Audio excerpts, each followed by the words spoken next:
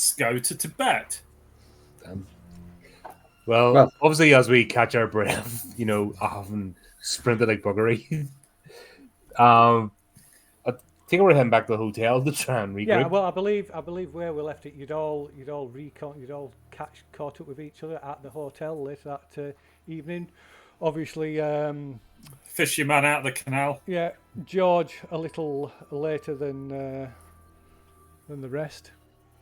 Yeah, quite a bit later because once I swam out the other side of the canal, I didn't go back to any accommodation or anything. I was just I slept on the streets. I didn't want to go anywhere. I didn't trust nobody. So, yeah. You dodgy bastards set me up. Yeah, standard Saturday afternoon, Saturday night for you, isn't it? Yeah, absolutely, yeah. Party time. So, of course, before Thomas Villiers went a bit mental, he told you a little bit about Malcolm Quarry, about how Malcolm had gone on the pilgrimage of grace. Although he didn't give you any finish giving you any details about it before he lost it and brought his pet down on your heads. But he did mention a Professor Alzoni from the University of Milan.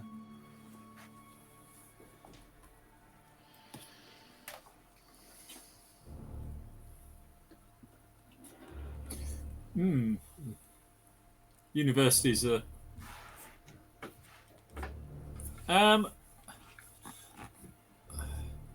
What does he do at the university? You don't know. All you know about Professor Alzoni is that Malcolm Quarry was in had correspondence with the professor before he actually moved to Italy, before he actually came to Italy, and he was also part of the Milan cell of the Brothers of the Yellow Sign. That was set up by Quarry, Villiers, Colombo, and Professor Alzoni. I'm probably saying his name completely wrong, but going with that. Alzoni like calzone, and that's not right either, but anyway. Can we burn him?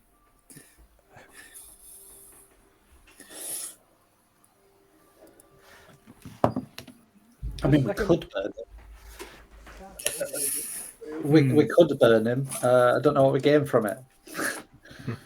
Well, it'd dry you out. Well, yeah. I mean, it would do, but but he's definitely one of the bad guys, though. Oh, yeah. Maybe we don't want to hang around with him over much. Yeah. Question is our cover blown now, or did he just flip his lid? And that could have happened anyway.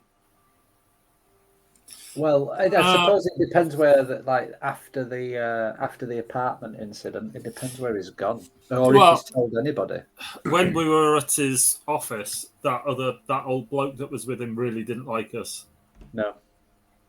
Anyway, so I suspect the argument that they were having was, shall we kill them now? No, I'll take them back to my apartment and feed them to my pet budgie.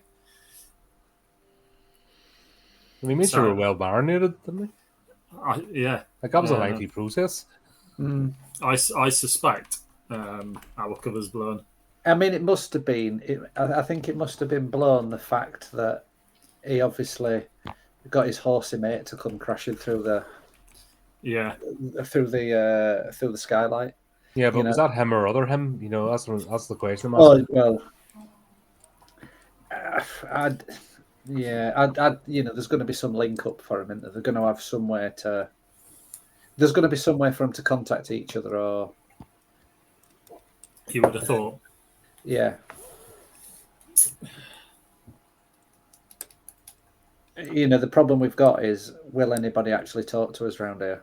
Yeah, that's what I'm wondering, because if You know. we go as Professor, but are we going to meet the same again? We could just go see him, and he either could just play. We know that you know that we know, but we're gonna pretend we've not blown his trumpet, and you're That's gonna the dance. Yeah. and you're gonna pretend that you know nothing, and we're gonna go around in this little circle. Or we could just go in mob-handed on a. We know you know, so let's not beat about the bush and pretend anything that all's well with the world. We're just going to beat you up, and then you're going to talk to us. Obviously, I'm not going to do any beating, because that's what I hire you two clowns for. Excuse me, I don't do the beating. That is well beneath me. Oh, sorry, yeah, not you, Professor. Yeah. Reach from a suitcase, the book on interrogation techniques. Maybe a more subtle. Do we have 5 hours to maybe employ some sleep deprivation and sensory deprivation, and then No, I just get George to hit him repeatedly. Hell yeah, I can warm them knuckle dusters up. And actually, maybe you could just talk to them for a bit until they beg for mercy. Yeah. It could medically analyze them, and they'd be like, "For fuck's sake, I'll just tell you what you want to know." Just please make him stop. Yeah. All his patients seem to self-diagnose themselves. Yeah. Yeah, actually, doctor, I feel much better. Forget we even had this conversation. I used to work in a playability, and there's actually one of the guys who's an advisor, and he used that technique. He had one of the highest percentages of job starts because people hated his guts and just got a job, so they didn't have to talk to him anymore. Hey, it works. Yeah. Like even the first interview, he'd be fighting with people and screaming, and you're like, "What the hell?" But yeah, Right. We've got the old bloke from scene 26. Is knocking around somewhere,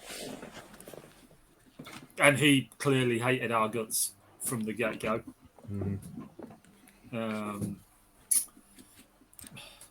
So yeah, I don't think the subtle approach is going to do a great deal. Okay, so who's the best target then? The Professor or maybe the old guy? Although, for the old guy, we'd probably have to bring a translator.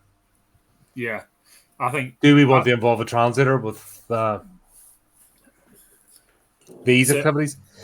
So I think the Professor is probably the one that's least likely to be expecting us to come in. I would say so. Yeah, it's probably. I mean, we've got nothing to. At the end of the day, we've got nothing, and we can only end up with nothing by going to see him. Yeah. So we're better off going to see him and at least attempting, and then if we get nothing, we haven't lost anything. And if we go to try and see him at the university, he's less likely to try and call down any horsey mates.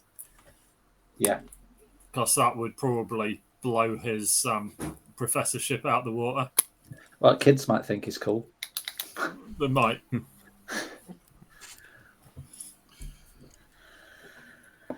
Yeah, let's go. And he might speak English as well, with being an educated man. Well, it seems as his translator just like run off at first instance and drove off as tyres screeched out road. But it didn't. Well, you don't know what happened, do you? Exactly. No. I'm just surprised. The old man left us in the lurch. There were lots of shouting, and the taxi drove off with the translator inside. Yeah. Maybe the translator's at the bottom of the canal. Maybe. Lucky bastard. You didn't happen to notice him while you were down there, no? Yeah, it was so it went sort of dark and water were too murky. I couldn't really see. Missed opportunity. You got to make the best of situations. That's suggesting that. I was going to say George were too busy pulling like all these dead mice out of his teeth, but they've probably not been invented yet, have they? 1920s. Oh, that's what he thought they were. Yeah. Right. So off to university. Professor. Yeah, let's go to the university. Okay. Right. Okay. So So yeah, probably after, I presume after taking breakfast or whatever, you head off over to the university. So the university in Milan is currently undergoing extensive rebuilding and reorganisation. So it's been split. The single university building has been split into essentially 3 campuses, 3 separate universities. And it takes a bit of footwork before you're able to determine that Roberto Anzalone is a professor at the university. I'm not going to pronounce that. Università degli Studi. Yeah, in the Department of Letters, or that would be in the US and UK, that would be Arts Department. But they call it the Department of Letters in Italy for some reason. I don't know why that is. Now, is the professor located in the abandoned part of the university? There's like nobody about. There's an old building way away in the distance with a black cloud hanging over it. Yeah, it's just over there, and there's like spiky railings everywhere, just conveniently. And the gate's hanging off its hinges and it squeaks gently in the breeze. Yeah. That looks like the place. Disappointingly, no. It's one of the new buildings. Oh, thank God for that. We may survive this. There's a chance. So you quickly learn that that Professor Anzalone is not at the university, but you pointed towards a colleague of his in the history department called Paolo Bacchi, which is definitely how that's pronounced. Sounds good.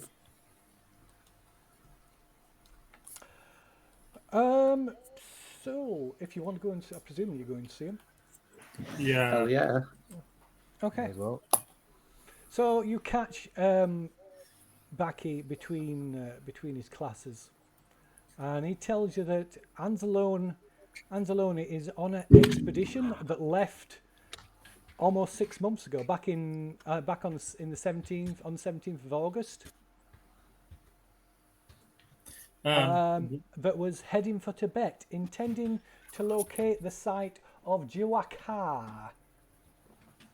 Could you spell that for us, Monsieur Anzalotti? Monsieur Bacchi? It is spelt Jiwakar.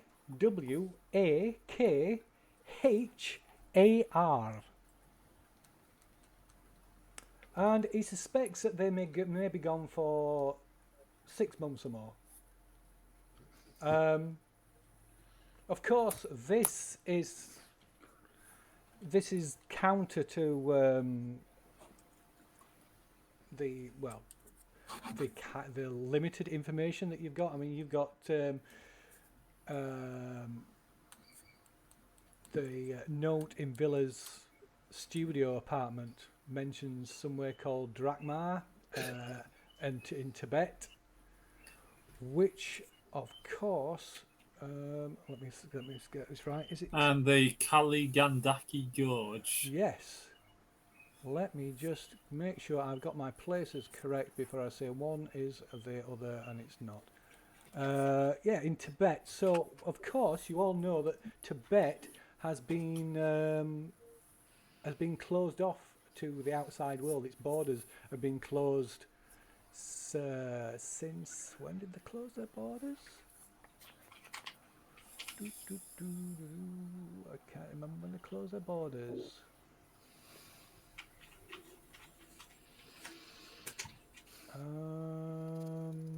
Are we going to have to infiltrate Tibet? Sounds like it. But anyway, it's we're going up the Himalayas for a wee walk. Does anybody know how to ride an elephant? That worked last time, I think. Not since I did it at summer camp a while ago. Ah, well, you'll pick it up again. I'm sure. Yeah, it's easy. Yeah. I am not in a fit state to be riding. What's your elephant riding? My elephant riding skill, it's deteriorated a bit. It's at the staggering. I forgot to put it in my sheet. I think I was just a missight. Yeah, I mean, it's probably down with these other zoological ones at 1.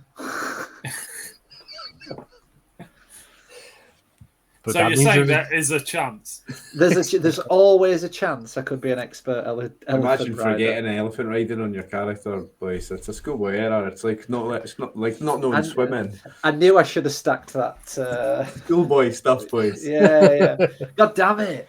So are you mentioning any of this to the professor? Absolutely not. Oh God, no. No, I mean I'm not what you just. I meant about Drakmar and Tibet.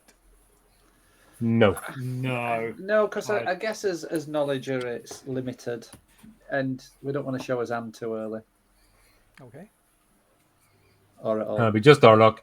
5 minutes out the door. Next bad gal come in. He'll be like, "Oh yes, some gentlemen they just mentioned blah blah blah. They're going to head here."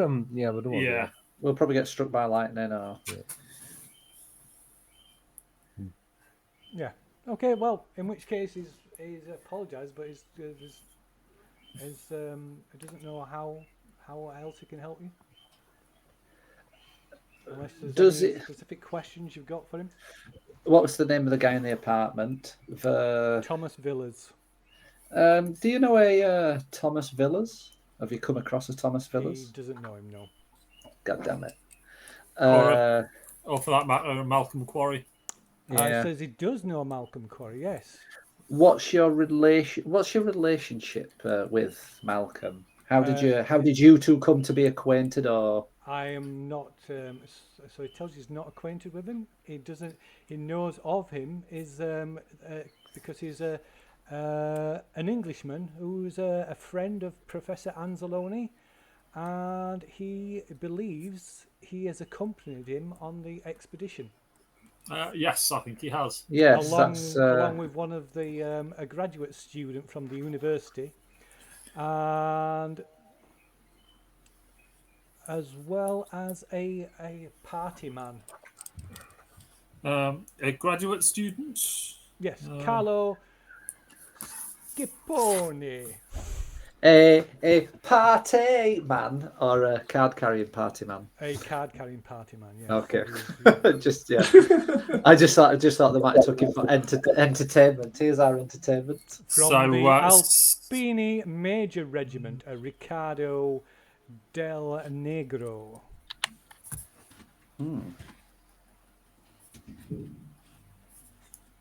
So he's a soldier as well, is he?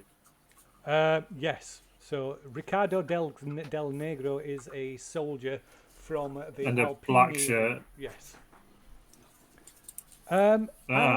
So he shows you a newspaper clipping, in fact, regarding the departure of the expedition.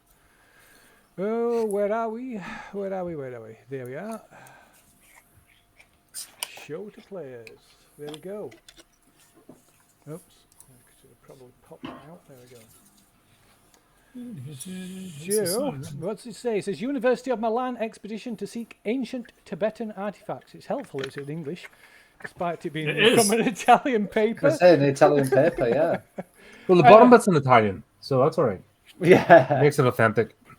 An Italian expedition leaves from Napoli for Bombay today on their way to the Himalayas. The undertaking will explore an area of southern Tibet that is the site of the ancient kingdom of Gungfang, hoping to discover its lost capital of Jikwar. That's my pronunciation of that word. In the 14th century, Jikwar had rapidly grown to be the most important city in all of western Tibet, ruling an area that extended far across the border of the present-day Kingdom of Nepal, itself now closed to Westerners. However, within 100 years, the city had somehow fallen from prominence, and it is hoped to find reasons for this unexplained decline. The party is under the leadership of Professor Roberto Anzalone, head of Department of the Asian History at the University of Milan, and a worldwide authority on the Tibetan civilization. It is hoped to be the forerunner for a larger-scale expedition that will be mounted next year. This marks the first time that Europeans have tried to reach this remote and forbidden province. So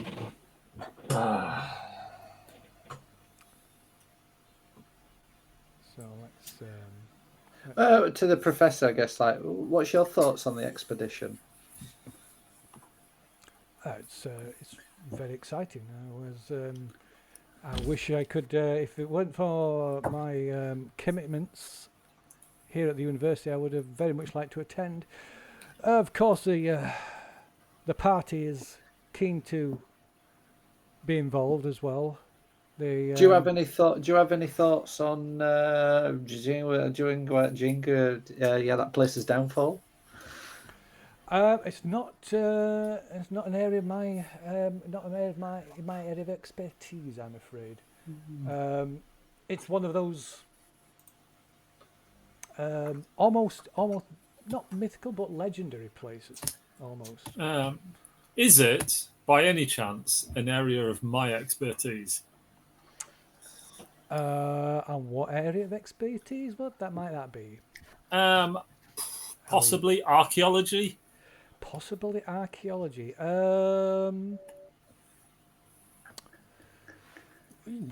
Why not? Go on, give us a roll. Or at least, I'm also thinking history.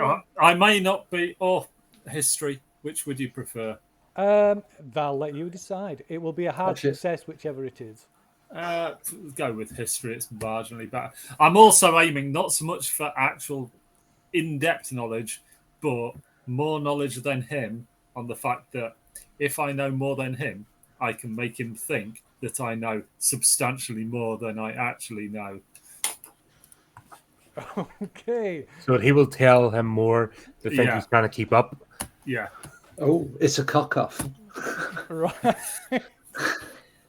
Love him, boys. I have no fucking clue. No, that's. I start off with, oh yes, I know quite a bit about Tibet.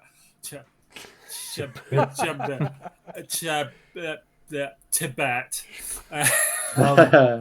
looked it up. It's a laxative, apparently. Oh, nice. Maybe the place is so shit. Calcium carbonate. Encouraging. Yeah, that went badly. God damn it. Jawa car. But I will say that with confidence. Isn't that most intellectuals anyway? Prepared. I am an intellectual. What? Say so. Okay, so does he know anything particularly about these this Carlos Scipone and Del Negro? Or is he just he doesn't know anything about the military officer. Like it says, Carlo Scipone is a graduate student, so he's there. He joined the expedition to. Is he basically after writing his PhD? Yeah, kind of getting merits and towards his course. Yeah. But yeah, I believe he's an anthropology student.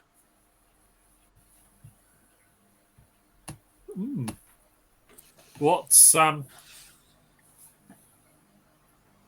take it this guy is just sort of a general artsy person rather than anthropology. Yeah, he's not. So what do we say, Mr. Bucket? So yeah, he's actually from the history department. What's his area of expertise? Is a medieval history, in specifically that of Italy and Europe.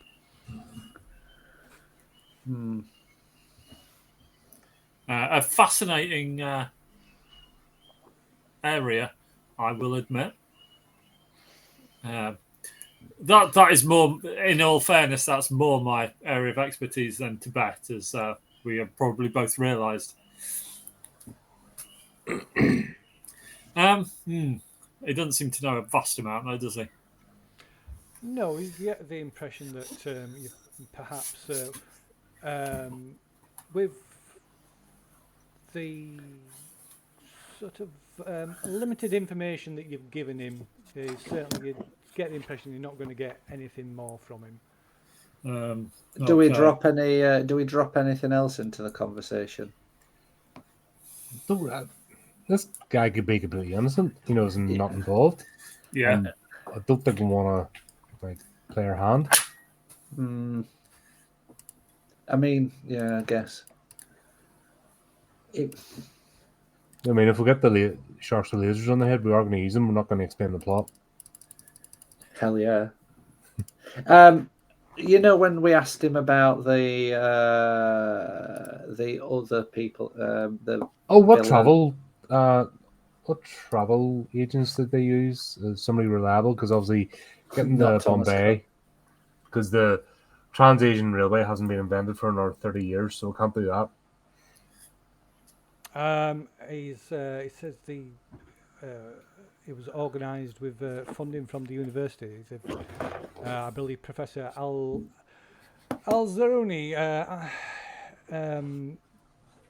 has planned the expedition.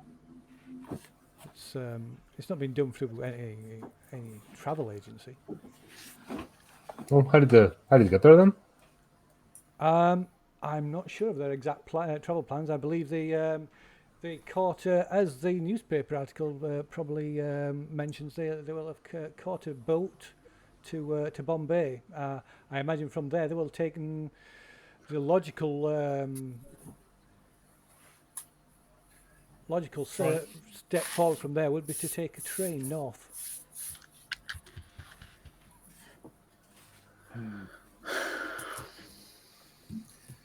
Seems like a reasonable proposition. Yeah, just I've always been interested in how these expeditions come together.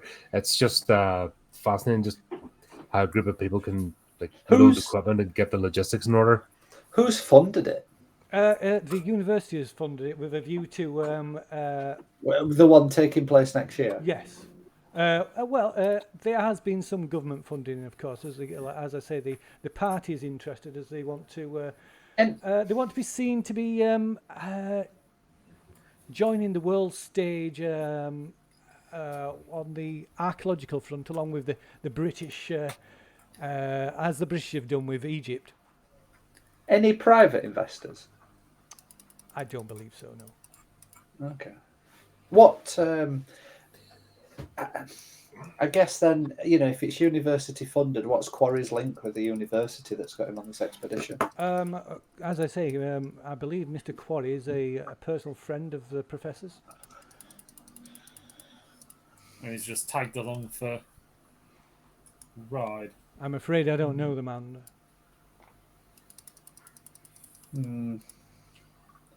Well, gentlemen, unless there's anything more anything else that's pressing, I'm afraid I have classes to attend.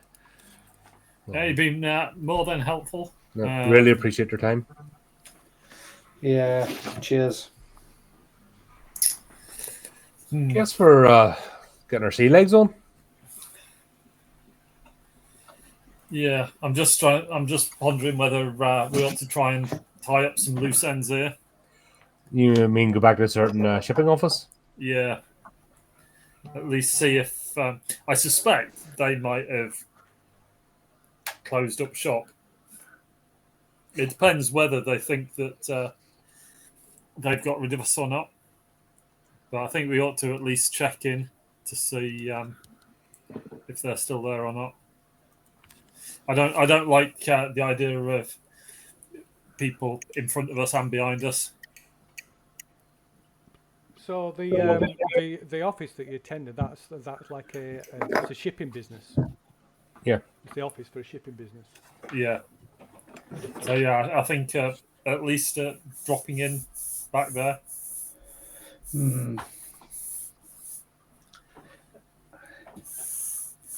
Especially, is there still a guide?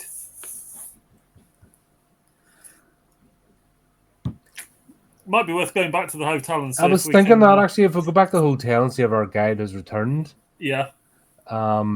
Just he left rather. Just we'll let him know he left rather abruptly. Just concerned for his safety. Yeah. We'll do that first. Yeah. Okay. And if he is around, we'll catch a lift back to the shipping office with him. Okay, so you you head back to the hotel. By chance, you run into Paolo, who's hanging around the reception of the hotel, who's looking for yourselves to apologise for his sudden departure last night, and he just wanted to check that that you were all okay. He was a bit confused as to what was going on. He explains that the old man came out and shouted, was hurling abuse at the taxi driver and at Paolo himself, and essentially told him that their services were no longer required that evening, in no uncertain terms. So Paolo said he objected with the taxi driver, but the old man was quite insistent. Not your fault at all. No, he turned out to be a rather unhinged fellow. Yeah. Hence why we're going back to talk to him again. Yeah, we've got a little bit of unfinished business with him. But yeah, not your fault at all. No hard feelings. And we're quite happy to retain your services. Thank you very much, gentlemen. I do try to give a professional service. That is much appreciated. But yeah, we're looking at going back again to the shipping office, if you would be so kind. Yeah. So he happily accompanies you, secures your transport back to the Giuseppe Colombo's shipping office. And I'm going to breeze over this a little bit, to be honest. So you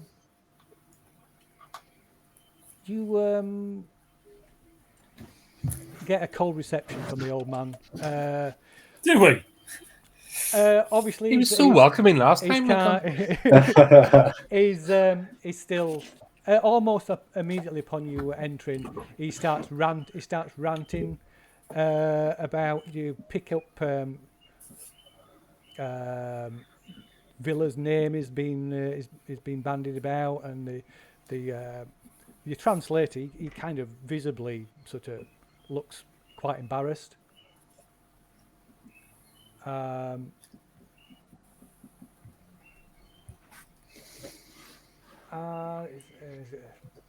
he's kind of, he doesn't get the impression that Paro's not translating literally what he's saying. Maybe he's like rephrasing things.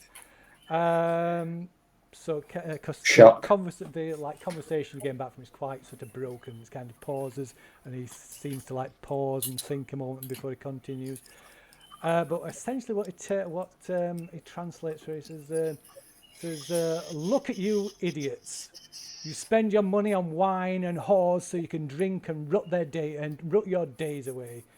Do you see? Do you care for the emptiness of your lives? The king in yellow is coming to earth this cycle, and he will sweep the earth free of you, of rubbish such as yourselves. His plans are not yours. Villas or Anzalones or quarries, whatever you think you know, tell your friends, tell your associates that those who come here looking for the king, that he will tread on them, and all like you." So like an old brandy. Now I would object to that. Now an old brandy at night is not a sin, and yes, we're partial to some fish and chips with plenty of vinegar. But how did that translate into debauchery? Yeah. Hang on a minute. What prostitute? What? I'm like that. Hang on a minute. What prostitutes? What have I missed? What are we missing out on? Yeah, Is this the part? Is this the party man that I missed? That's gone on the expedition. if we keep going to the next room, and that's where we keep meeting nasty things. If we went to the first room, it'd be fun times. I was wondering if that was Door where, one, door two. where those expensive bills were coming from. I'm almost tempted to just because of this. I'm almost just tempted to open and slap him across his face just because he's pissing me off. It's Italy as well, so it's acceptable. You suspect a slap across his face may well just finish him off.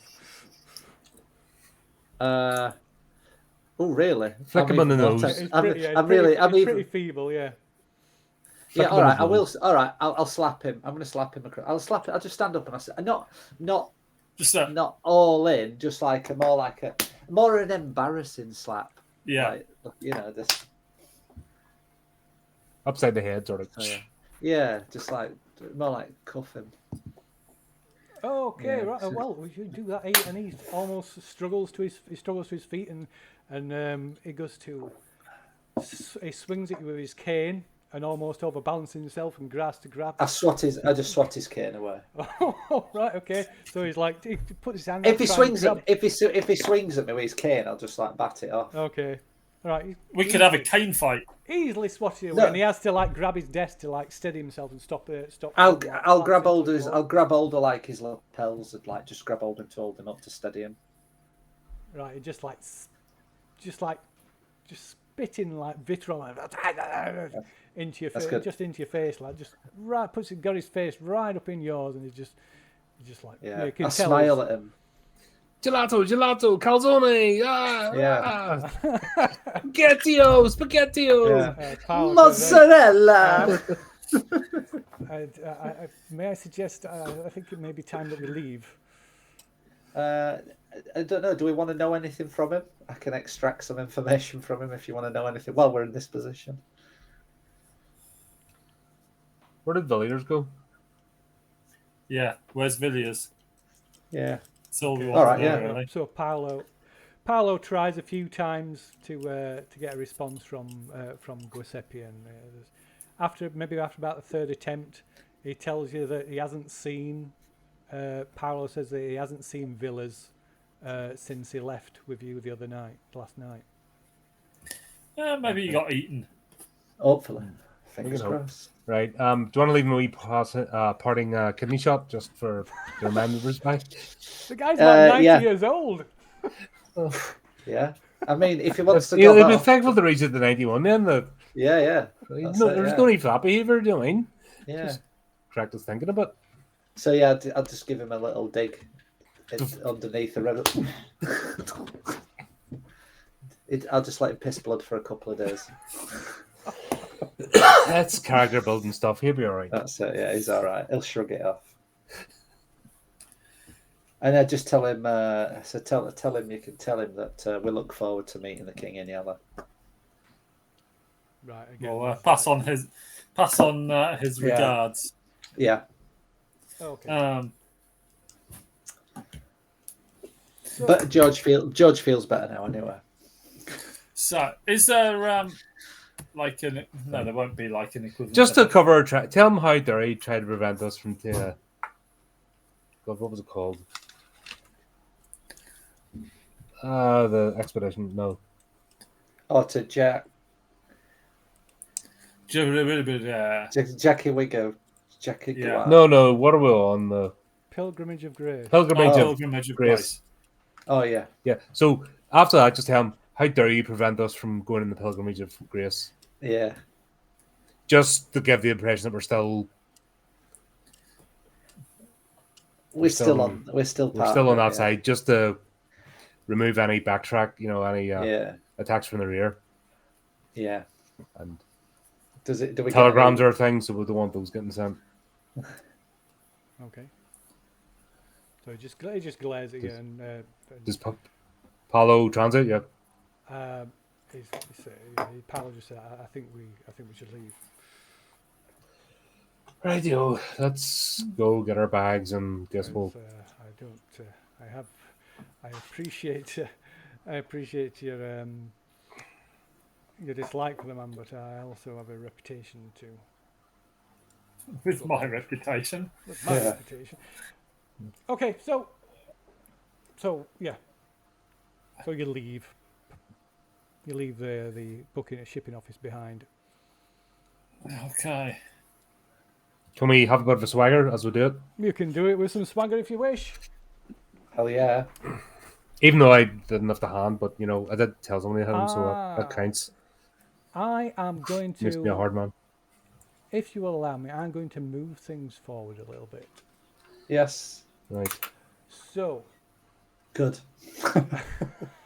It's that almost.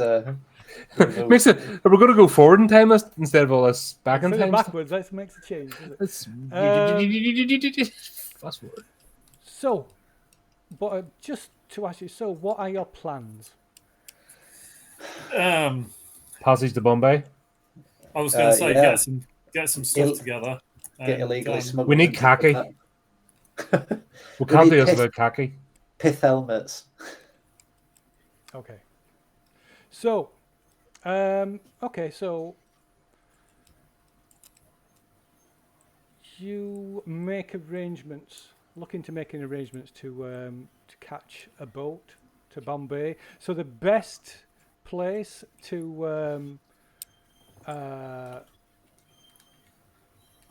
the usual place to catch a boat is from Marseille in southern France.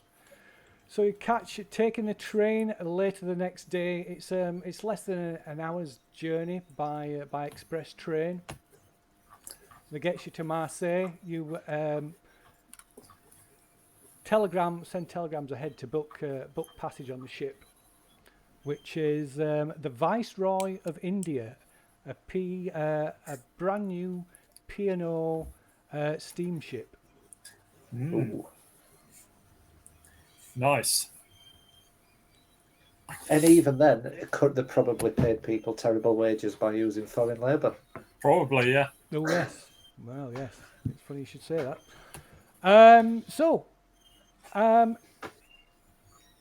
You arrive, like I say, late in the day. You arrive at the P&O hotel, the hotel run by a P&O company that's situated near the docks, where you are met by the P&O representative, Mr. Ernest Frayne, who makes arrangements for your luggage to be taken into storage and then to be shipped onto the ship. And he issues you with your tickets for your luggage, so you can reclaim your luggage, and also regales you and other passengers that are gathered in the hotel with facts about the vessel and the voyage that you will be taking. So, is there anyone like looking around the other passengers? Is there anyone that, like, I don't know, sort of stands out that's maybe like male alone, or that don't really seem, I don't know. You mean like Cape twirling mustache? Yeah, twiddling his mustache, wears monocle. Has anybody got a newspaper with eye holes cut out? Yeah. Are we being watched? I suppose you can make maybe a spot hidden roll or a psychology roll. We'll go psychology. Nice roll. There you go. Not so nice. Charles is on it. Good effort. Yeah. What you have to, Charles, there's nobody on the ceiling. There's nobody on the roof. People are... I could have sworn. I was certain this time. No. The people are at ground level.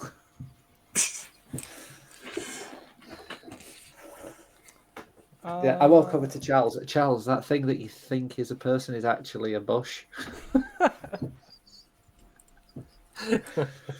Stop trying to psychoanalyze the bush. Why is that person flying? That's a pigeon.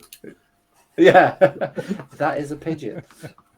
Okay, so no, there's nobody that stands out as being. Okay, I'll be ordinary.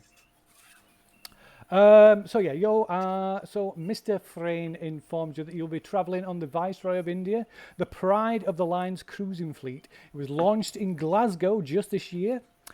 She displaces 19,700 tons and has a length of 612 feet, a beam of 76 feet, and carries 673 passengers and crew.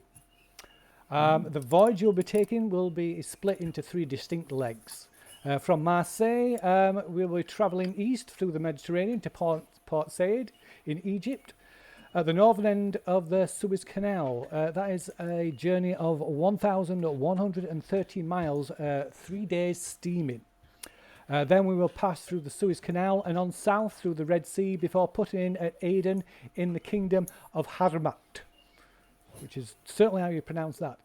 This leg is about 1,310 miles and another 3 days voyage. The last leg of the voyage, the ship heads due east across the Arabian Sea to Bombay, covering a total of 1,650 miles in this third leg over 5 days. The entire journey encompasses more than 4,000 nautical miles, which the Viceroy navigates in 11 days at an average speed of about 20 knots. Speeder. The ship will be ready to board at 8 a.m. in the morning. So if you could be available, make yourselves available on the dock at that time, I shall meet you there. Unless there are any other questions. Do we have a window cabin? All cabins, your tickets give you all have windows. You have a double berth and toilet facilities in each cab. Fantastic. Is there a shuffleboard? There are many activities on board. Continue. Well, there are many. Is a shuffleboard? There's many activities on board. Oh, I thank you. I am sold on this journey. Just looking down the list for shuffleboard. Just read the list. We want to know the itinerary. Shuffleboard. There's points. A, B, there's C, D. quite popular. We hold. They often hold. Hang on, I need to make matches. some notes here. A popular one is cricket matches between port and starboard cabins. There are also a variety of courses and pastimes that you can partake in if you're interested in learning an instrument or skeet shooting. Skeet. Or paint. I believe we have painting classes on this voyage. Oh, is it what sort of painting? Are we painting scenery? Because I can do scenery on a voyage. Blue. I'm afraid Blue. I'm Blue. unaware. You forgot the blubber white. To the instructor. Oh, okay. Blubber white. There's a cloud. Done. Right. How long is this voyage again? Wonder if the instructor can 11 recreate. days. Oh. No. 11 days. Oh, dear. Wonder what's on the note if the instructor can recreate that on canvas. Then we can go to Tibet and go, brought you a gift. This will be fun. We could practice our shooting, if nothing else. Yeah. Okay. Actually, are there fencing classes as well? Skeet shooting is like clay pigeon shooting, I believe. Mm-hmm. Right. Okay. But instead of clays, can they maybe use things with tentacles? Just, I don't know. I have a funny feeling we're going to encounter something with tentacles soon. in Tibet, yeah. Okay. Oops, shit. No. Yeah, I'll sign up for some fencing classes and we'll do the skeet shooting. Yeah, I think they sound good. I think So Miss Mr. Frayne says they'll be able to when you greeted on board, taken on board, you'll be able to sign up for all the classes. One the ship's crew will approach you and take all your details for any potential courses. Will there be a password? Password. Nudge, nudge, wink, wink. I don't From the believe crew member. there's a password required, Mr. Black. Disappointing. The levels of security do not fill me with confidence. I'm sure we can, if it makes you any happier, I'm sure we could come to some arrangement. Okay. I shall be sure to pass on your concerns to the captain. So, I, of course, won't be joining you on the voyage. Oh, what a shame. Bombay. Have they invented the mix yet?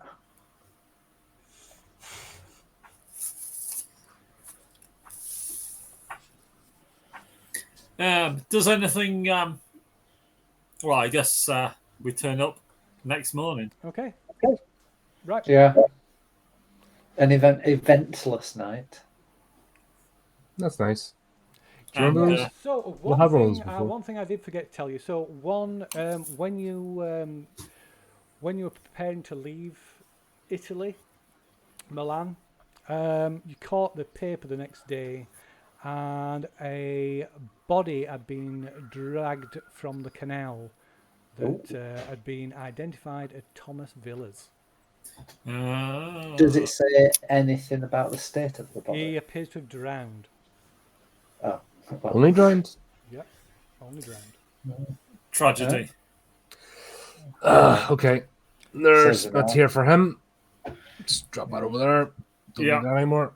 Okay, so Here, shed. That's turn up in plenty of time on the docks, since it's pretty much just outside the hotel, and there is. I think we got a toot. A toot. Yeah, there's the sound of the ship's whistle as the Viceroy of India sails into view, and it is an impressive sight.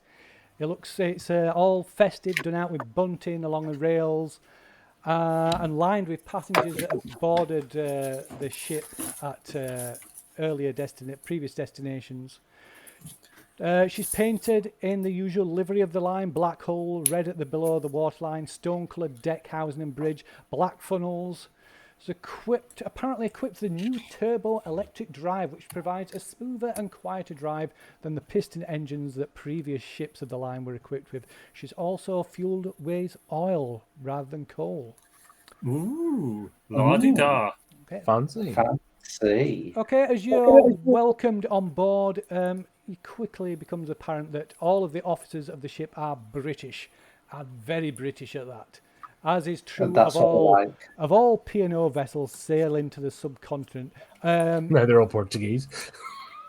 Whereas all the crew on vessels that sail to the subcontinent are predominantly Indian and are known, nicknamed Lascars, which is a corruption of the Hindi word for sailors or soldier. Soldier sailor. Candlestick maker. Okay, so you're shown to your cabins. So all appointments on board are very luxurious. All the cabins are portholed, and first-class passengers such as yourselves are provided with single berths that can be joined into suites by opening connecting doors. Whereas most previous ships of this line have come equipped with old canvas and wood swimming pools that were erected up on the decks. This one, the Viceroy of India, has a built-in pool below decks, complete with Wedgwood design and Grecian phrase. The public rooms are ostentatious. The first-class smoking room is a copy of a room from King James's I palace with oak panelling, fireplace and leaded windows.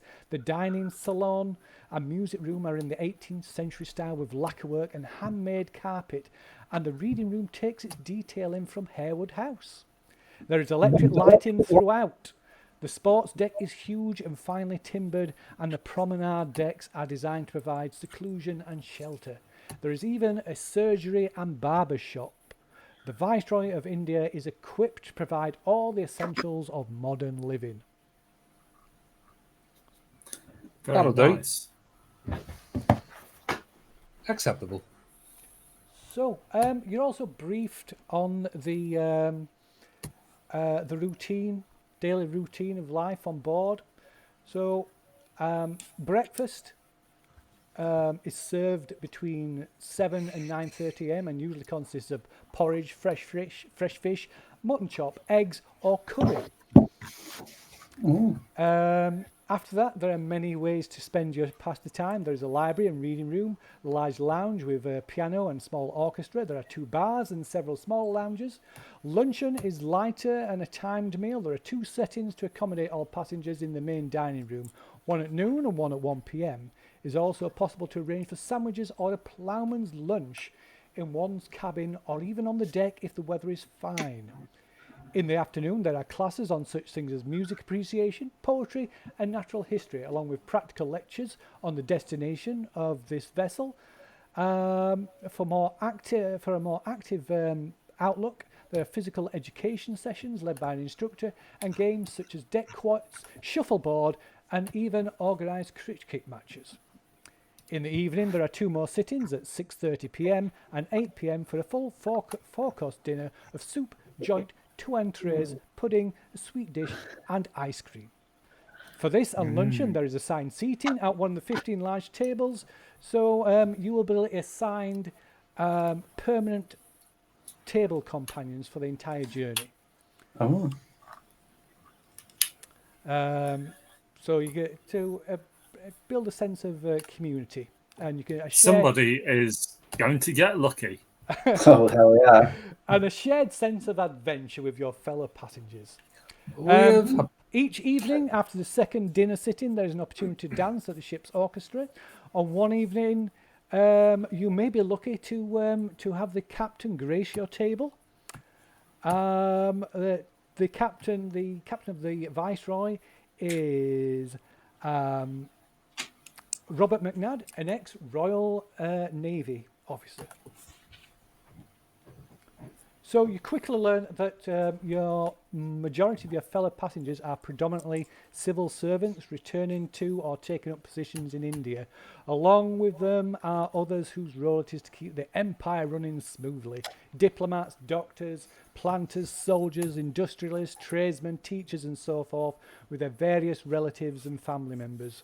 And of course there are those eligible young ladies for whom the preceding voyage might provide a good husband, either travelling in pairs or with chaperones. These young ladies are often affectionately known as the fishing fleet, and those that don't get a catch are known as the returned empties. Oh, nice. Oh no, that's what I thought when I read that. Just upper class slappers. Yeah. She's a returned empty. Well, not fully empty. Yeah. Okay. Brimming. So the ship finally departs about midday. Hold on, we have to be there from 8 o'clock in the morning to leave at midday. So 4 hours. Oh. Yeah, so there's other like bringing stuff on board. There's passengers that are disembarking at this destination. Then there's mail brought off to the ship, mail unloaded to the ship, and other supplies and things like that.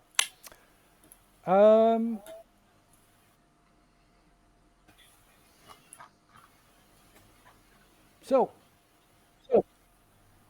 around this time, you retire to one of the dining halls for lunch, where you meet your dining companions for the first time on table 8, which is to be your table for the entirety of the journey.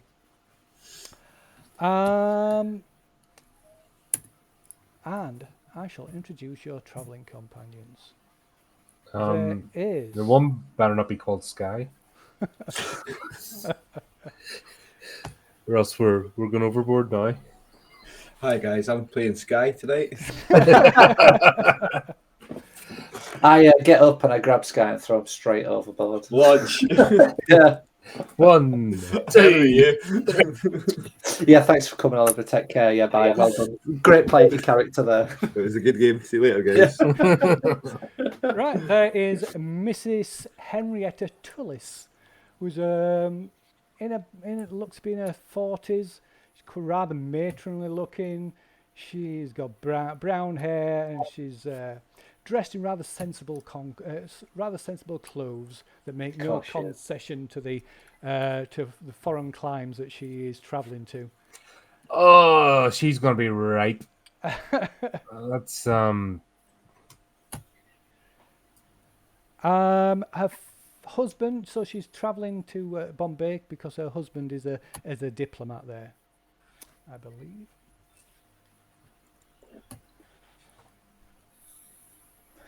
Yes. There is Reverend Ian Gore, who is a missionary travelling to India to spread the good word to the heathens.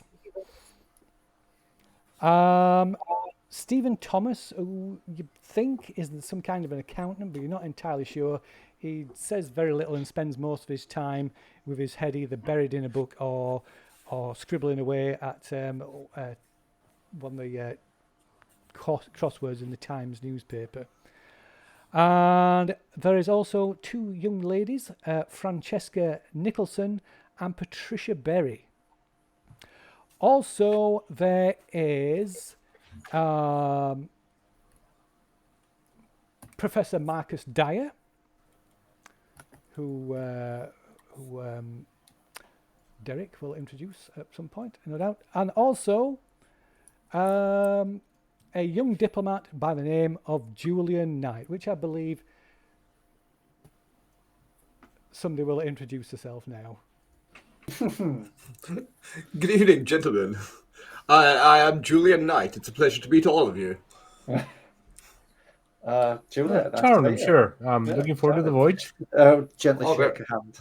Very much so. And I will return your handshake with vigor. Oh. That is a robust handshake. Roll for strength. I like the cut of your jib. I very much enjoy the cut of yours, sir. I see where this is going. What brings you fine gentlemen on board the Viceroy? We're just taking a short trip out to the east. A tourist trip? Just a holiday, or? I'd say a little bit of tourism, a little bit of education. Ah, charming. What about yourself? Well, I am a young diplomat. I travel from London to Bombay, back and forth all the time with courier diplomat missions. But I'm actually returning home to a poker game with my friends in my father's mansion, actually. Oh. So, yes, I have been working. I'm now just on my way home, and I'm doing a spot of fishing on the way, if you catch my drift, sir. Well, seems to be plenty of bites in the ocean. She's not coming back empty. Oh, God. Hey, I didn't make the rules. Yeah, you opened the innuendo door, so... That's it, yeah. There's a little crack of daylight coming through. We just opened it all the way. What can you tell us about India? Well, I've spent half my life growing up in India. I know it as well as I know England, and it's very different. I mean, it's becoming much more charming now as the English take over. You know, as it becomes more and more anglicized, it becomes much more charming. But I spent my life growing up in India, and I enjoy it very much. So, but here's a question for you.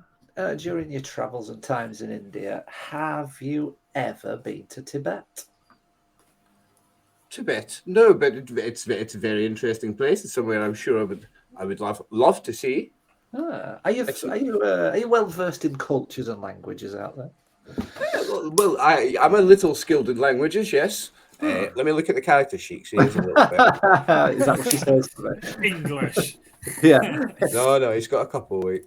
He's a little bit of a linguist because he has grown up in in India, but he's partly grown up in India. So he's got a 1 in Hindi. Sorry, I thought he had more than that. Oh no, he should have more than that. Let me check. Yeah, I'm pretty sure he had a couple of languages, didn't he? Yeah, he should have more than. I think he's got 40 in Hindi. 1 in Hindi. Show on. He certainly shouldn't be 1. No, he speaks some Hindi, and he had another language as well, Phil. And the 35 in Hindi. 35. Yeah, 35. Okay. Didn't he have something else as well? It did, but I didn't even know what it was. Greang. It's like a dialect. It was something I knew nothing about. Yeah. He had something. It's not pertinent to game. So Something he's never going to use. Can we change up the Nepalese? Yeah. Sanskrit. It was not Nepalese. It was Garang. Garangi. Garangi. So Garangi, be happy. Yeah, because we can't pronounce it. See It's that not very relevant to the often. game. Yeah, but yes, Complete waste of your points there. he speaks Hindi. He's nothing like fluent in Hindi because he's grown up quite posh and privileged in India, so he's never really like learned the language fully, but he knows how to tell the servants what to do. Right? Like that kind of has that command of the language. Slowly and loudly in English, you mean? Yeah. It's worked for us. Hey, So we've got this far. Mrs. Tullis sort of just suddenly butts in. She just talks straight over the top of Julian. She says, "And what are you gentlemen doing? What are you travelling to Bombay? No, we're passing through with other places. to Passing go. through? Have you ever been there before, young men? Not particularly, no. No. Look at the you've thrill. never. Prepare for the shock. Shock of what? The culture shock, young man. Oh. Julian chuckles at this. Oh. Prepare yourselves. I think we'll manage. I think we will manage. Don't let this one scare you, gents. She doesn't know what she's talking about. It's beautiful in there. It's lovely there. I'll have you know, my husband is an important diplomat in Bombay. Oh. I know all too well what it's like. You need to prepare see what- yourselves. Maybe you know. Maybe Julian knows of him. Yeah. Perhaps I do, yes. What is his name? Good question. Good question. Damn it! Why did you have to ask that question? I know, like the conversation was never going to go that direction. He's so he's not. Yes. So you have heard of him, but you do not know him because he's not a diplomat. He is the British cultural attaché, Mr. Is that not Jonathan just like Tullis. Is that not just a posh name for a spy? So yeah, my character goes on like he's a diplomat. He's a courier. He's got his father's a diplomat. He's a courier. He takes stuff back and forward from India. So that is definitely another name for a spy.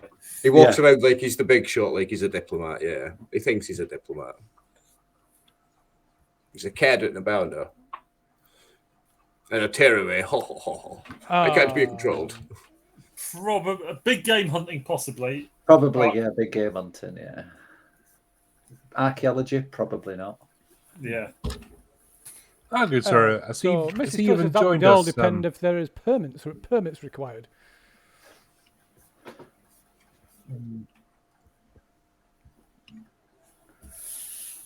I'm afraid I don't know much of matters of state. I have. I guess because someone unknown has jumped in our conversation, I'll turn to him and say, "Oh, good evening, and you are So I'm Julian Knight. It's Marcus. Marcus, what? Sorry, Marcus. Marcus Diary. Oh.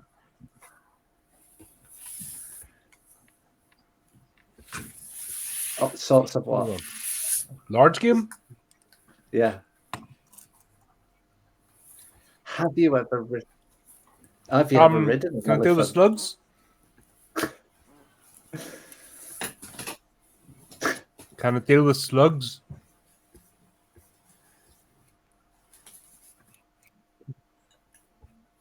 Oh, I mean, it probably makes a mess of the slug.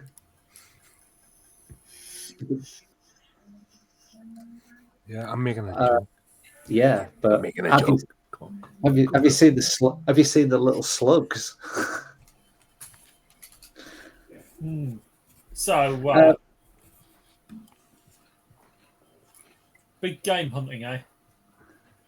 What's the biggest thing you've hunted?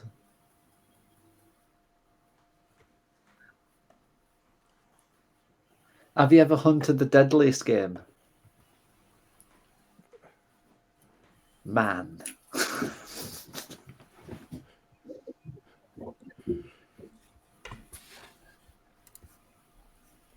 That's a yes. Yeah. Trails off.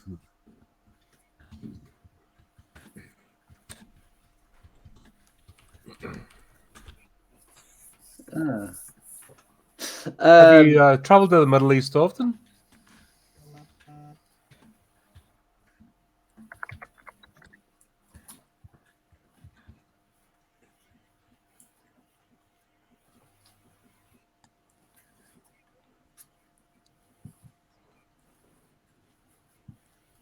So, where are you planning on going in India?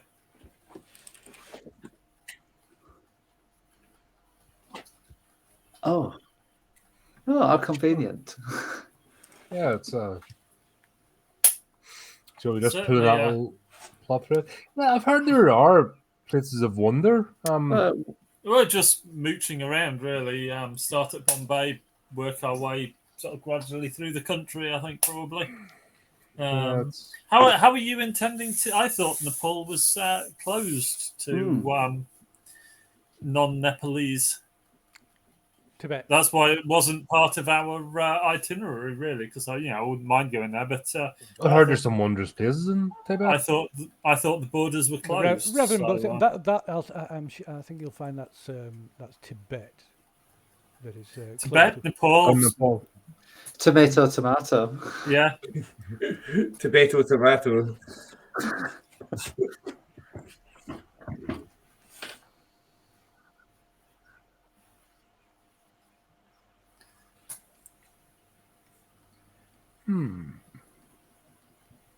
Yes. Quite. So, whereabouts in Nepal are you wanting to go then? Have you been before?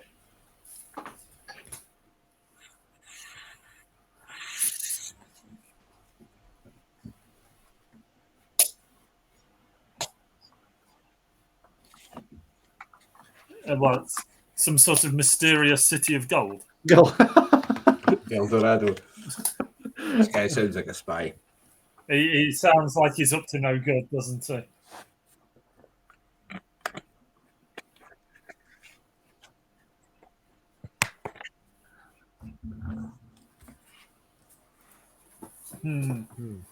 Definitely up to something. I hear it rains beautifully through the rainbow on a September evening.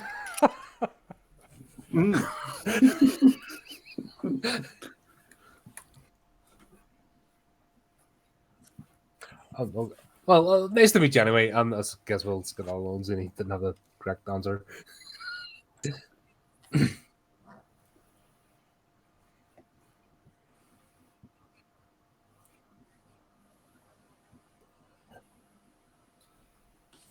Oh, just a wee bit of a holiday, really. We've had. I'm a private bookseller, so I occasionally like to get out and about. Maybe find rare tomes from around the world, but I've had a bit of a rough year. Some close friends passed away not so long back. I'm also run something of a private detective agency with us. But so it's it's a bit of a holiday for everybody. It's a bit of a holiday for us after quite a tough year. Get out of the old country, see somewhere different.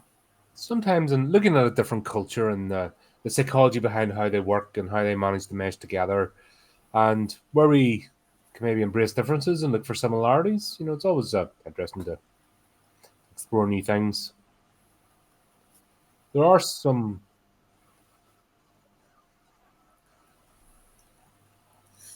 Well, I am something of an archaeologist myself. It's gone.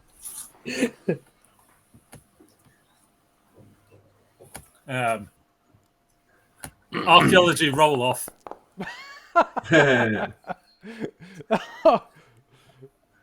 Do it. Go on, Derek. No, you have to roll as well, Derek. That's the whole point. I beat you. Yo. Oh.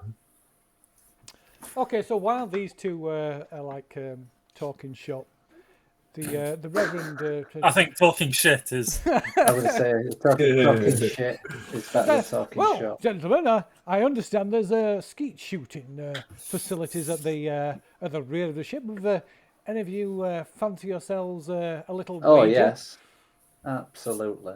Let's get the cash out. A wager, you say? Clay pigeon. So Julian's eyes light up at a wager, by the way. As soon as you say a wager, Julian's eyes are like... Julian. What are we playing, gents? Skeet shooting, Julian. Oh, marvellous. Any good with the shotgun? Oh, I'm sure. Gerald, you'll have handled the shotgun once or Now, twice. George, I'm not advancing your wages again. Really? Come on. Checks character's credit rating. Excellent. And the Reverend clicks his fingers and calls over one of the staff. Is 85 high for credit rating? Ooh, yes. Very high, yes. At 100. I'm joking. I've not got an 85 credit rating.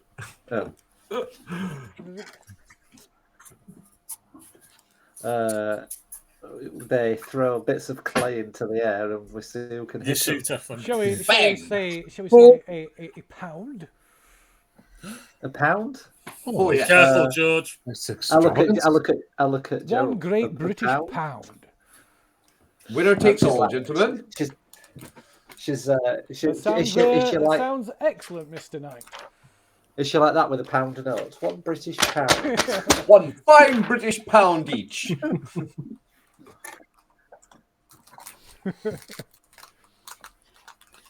Okay, so. Oh yeah. So one of the crew members takes you to the rear of the ship, where he sets up the skeet shooting equipment and equips you each with a shotgun and a pair of. What would they have? I don't know. They probably wouldn't have. Wouldn't have had goggles. They wouldn't have air defenders, would they? Probably not back in the day. Probably cotton wool. Yeah. Yeah, you maybe stuffed a bit of cotton wool in your ear. Oh, they might have stood there and put their fingers in their ears for you. Would you like me to plug your ears? A guy standing behind you. We all got a chuggy waller and reaching around. Hang on a minute. A sing? We're going shooting, not for a reach around. Nah, did you not hear? I was recruited because I heard the tone needed lowered. Very good. I'm going to. It is indeed. Well, if you don't I'm just mind, going to get a deck chair out and watch from the side. Okay, so Mrs. Tullis and the two young ladies, Patricia and Francesca, tag along, and they. Mrs. Tullis takes commands one of the crew members to set up a deck chair next to you, next to Gerald, and she plonks herself down outside. Whereas the two young ladies, they stand by the railings and watch, exchanging whispered comments to each other. I'll give them a wink as I go past the ladies. This victory is for you, girls.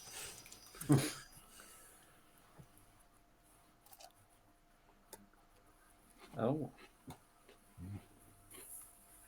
Right. So the Reverend takes steps up first and takes his shots. Where is the Reverend sheet? And how many shots should we say? How many Best of rounds, or whatever the terminology is? Shells. I like suppose 10 we clays. prefer, Best out of 10. 10? Or first to 10 we could do. you probably want like 20 odd, don't you? Hmm? We'll go for a box of shells, 25. Do we want to make 25 rolls each? Not really. No, but- it's normally first to 10. All right then. Yep. Okay.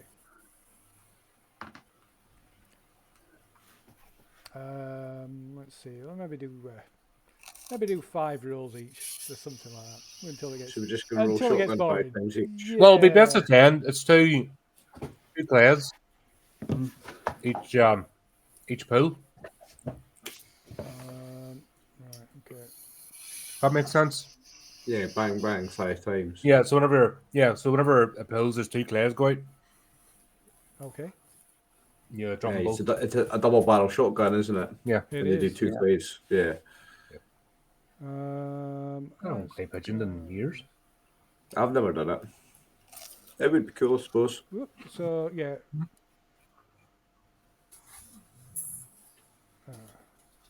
If you miss fire with a shotgun, something's wrong with your life.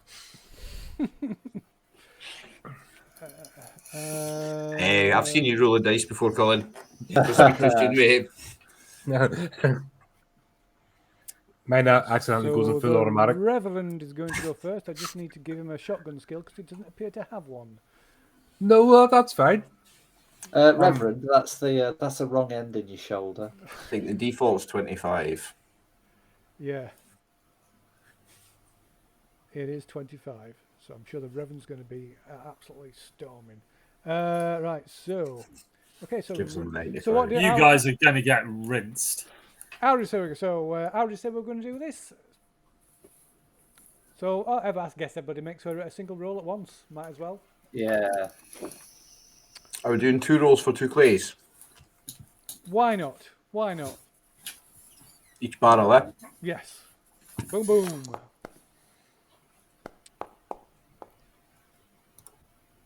Oh, for hit and a miss. So- Oh, if you how do I keep- come out of edit mode? That's why I hired George. Out of what, sorry? Edit mode. Just click on the Padlock. Padlock in top right. Got it. Okay, so if you keep track of your own, I'll rely on your honesty. Oh, I got an 8. So I got a miss and a... That's a regular difficulty, 8? No, that's a hard. Yeah. So what are we doing around each then? Oh, Round 1, miss and hard. So round 1. So, yeah, the Reverend has 2 misses. I got a hit and a miss. Hit and 2 a miss. hits. Oh. I So mean, what it hits it. It don't really matter whether it's So extreme or not. How are we going to work out the points? Like 1 for a hit, 2 for a hard success, and 3 for an extreme, or is it not going to make a difference? No, it's I'd- not Basically, really we'll do the 5 rounds, and then Yeah, Just if top there's a the tie score. at the end, then it Yeah. goes to The whoever's shoot-off. a shoot off. shoot off. Yes. Yeah. Or we could do a duel. 10 Yeah, pieces. Just shoot each other. Shoot to death. Yeah. Wow. So yeah, keep track of your own scores. Right, so my character turns round with a shotgun, and no, I'm joking. Okay, so so next volley of clays then. 2 shots. This is sort of nice game. Oh, George. Hit I and a think miss. we might have to have a discussion about your Yeah. continued employment. The Reverend is making a right hash of this. I'm still a hit and a miss. 1 2 misses.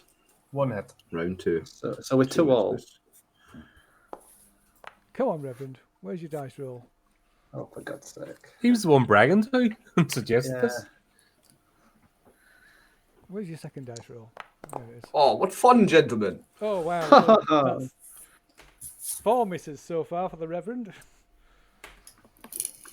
Marcus just rolled a 2.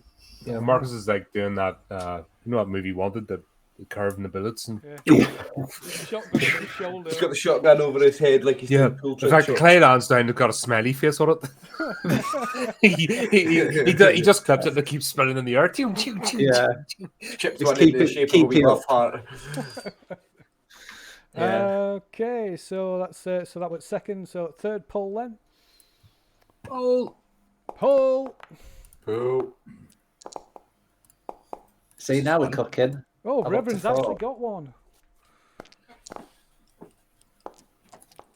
So keep score for me, Jerry. Reverend, go. Come on. And a miss. I'm just having a snooze. Got my newspaper over my face. Yes. So while you're trying to snooze, Mrs. Tullis is constantly chattering into your ear, telling you about how she's been she's been back to London because her sister's really ill, and so she had to go back to look after her. Now she's returning to India to as her husband needs her to arrange a dinner party, and she's just going on and on and on. I'm quite pleased that the sound of the shotguns going off is drowning her out. Okay, so that was the third poll. So fourth poll and then a fifth poll, and that's it. Right. Poo. Poll. Doink. Oh, big 05. Come on, Reverend, where's your bloody shot? There he is. He's missed again. I can't see mine. It moved too quick. George Martin, 37. Where am I? And the I got a Reverend's 10. missed again. What did I get? 10 and what? Or did I only roll 1? You got a 37. So if you got a 10, then you... Oh, 2 hits then. Yeah, 10 and So, 37. I'm up to 6 altogether then, Wow. the total score. Reverend's on 1. George, I'm like that to George. Told you to shoot my dog.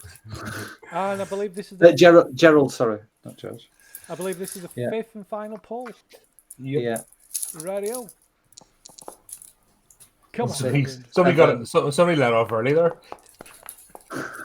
Boom. Into kids. A hit and a miss.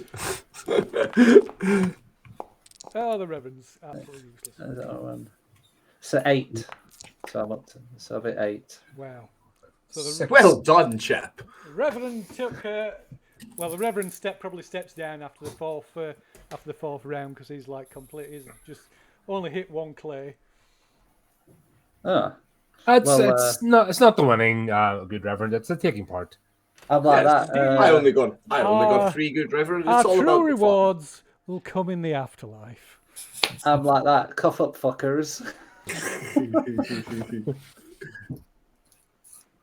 Do I have a pound? I better check my character sheet. Well, I won. You'll have a pound. Well, unless you pretend unless you claim you haven't. Yeah. No, I'll give the man his pound. I'm an honourable who gambler. So how many hits? I hit 8 out of 10. Unos, dos, tres. I hit 6. A good Reverend had 1. Might be close. Marcus had a few. Yeah, it didn't hit 8 out. It didn't hit 8 out of 10 though. Don't think so. 6, 7. It's 10. Oh. Told you. Anyway, like I said, cough up. Hell yeah. Just like, ooh, was that? Like that. Look at that. Your hands over his pound. Bravo, Mr. Martin. Well played, sir. Thank you. A fine display. We should do again sometime. You can teach me, perhaps. Thank you, Julie. Indeed, Mr. Martin. It seems that God is on your side today. No God, just skill. God certainly was not on the side of those clay pigeons, anyway. Not when you were shooting at them. What? I think after that, the only thing after that, it would be a brandy, gentlemen. What do you think? And a cigar, of course. Now they're talking my language. Indeed, let us Brandy, retire to the Sergeant. salon. Hey. The gentleman's lounge? The gentleman's lounge it is. Oh, Unless, Gerald, are you... definitely the gentleman's lounge. Only to get rid of this mad woman. So Mrs. Tullis gets up and says, "Well, ladies, it looks like we shall we take a walk on the promenade?" There are hostages. And they kind of look at it like, I can see him almost inwardly sigh, and but they acquiesce and follow along with Mrs. Tullis. She calls back, so we shall see you at dinner then, Mr. Black. Not if I see you first. Indeed, you shall. Looking forward to it already. Okay. Where was what's her name at this whole point? What's the other woman's name? 2 seconds. Patricia Berry. Where was she when we did the skeet shooting? She was she with the other two women? She was stood with Francesca. So Francesca and Patricia are a not a couple, but they're travelling together. Right. Is she a lady's companion? Yes, they're both friends.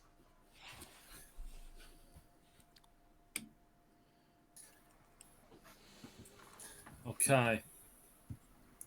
Yeah, nice bit of peace and quiet in the gentleman's lounge.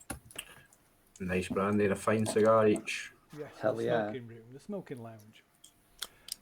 So, does any of you want to do anything in particular, or if you perhaps you're just doing a bit of socialising, or Get some maps of the region. If there's a map room in the library. Let's figure out where we're actually going. You can certainly do that. You can do a little bit of research into where you're going. Of course, you can. I could give you a virtual tour. Bombay is my home, of course. They offer to show you, to help you look at the maps and tell you a bit about Bombay and help you on that kind of. So we're thinking of going a bit further north. Maybe, in fact, our young friend here has maybe Tibet's looking quite good. What do you say, gentlemen? I know we hadn't made any definite plans, but Yeah, I think Tibet sounds. Tibet, I like the sound of Tibet. I'm up for anywhere really. Sounds like an adventure.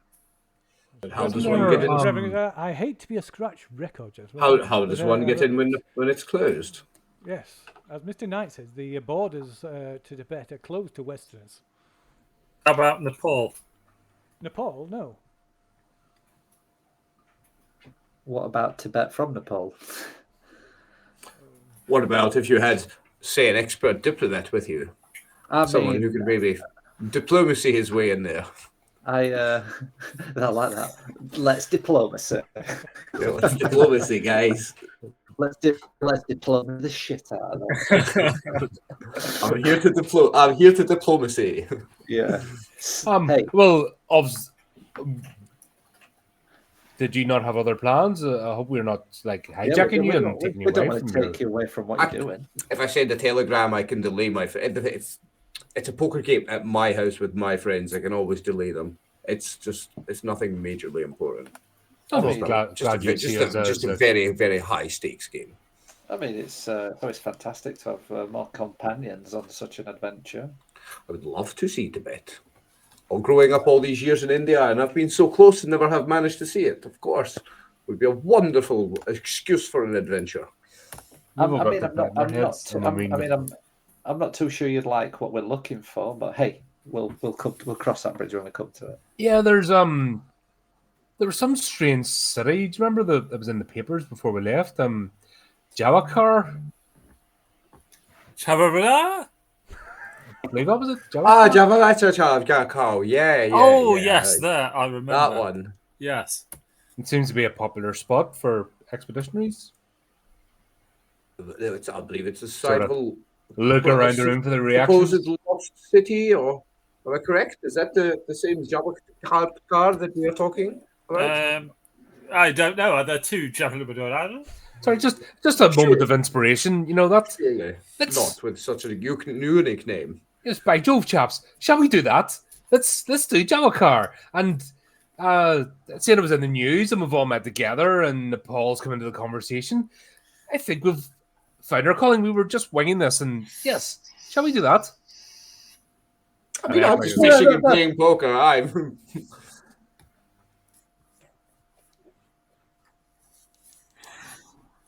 It's as good as anywhere else, I suppose.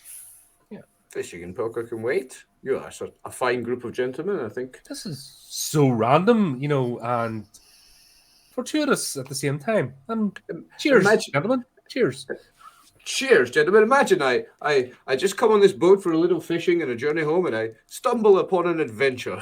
How marvelous! Quite.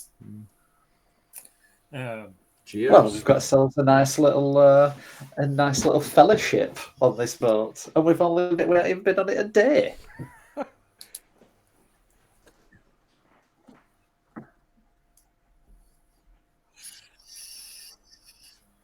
Talk about plot meetings. Yes, thank you. I am quite a dab hand at shotgunning. Very impressive display. Yeah, I mean, I'm pretty good with a rifle too. I mean, I'm probably as good with a shotgun and a rifle as our new friend Julian is at diplomating. I am an expert at diplomating, but I don't think even I would be that good. I saw you shoot, man. You are something special. I'm a junior diplomat. I have a lot to learn. Yeah. Diplomat. Now my father is a great man. Would he like to come instead? No, he's not the type to go on adventures. In fact, I won't be telling him about my involvement in your little adventure. I won't say anything if you won't. It's not his cup of tea. Oh, okay. Well, that's convenient. Less explanation later on. Oops, say it under my breath. Well, I mean, I won't be adverse to taking a little bit of my father's money along with me, of course, gentlemen. But that sounds like an excellent plan. That's it. We like money, more pound notes. Rubs his snakeskin shoes on his fine tailored leather suit, shines them. Oh, nice. The snakeskin shoes. Fancy. Oh yeah, he's dapper, like very dapper. Oh yeah. Nice. Nice shoes, by the way, Julian. Where can I get myself a pair of those? Oh, these are from India. I might have to get some fitted up while we're out there. Oh, I know, man.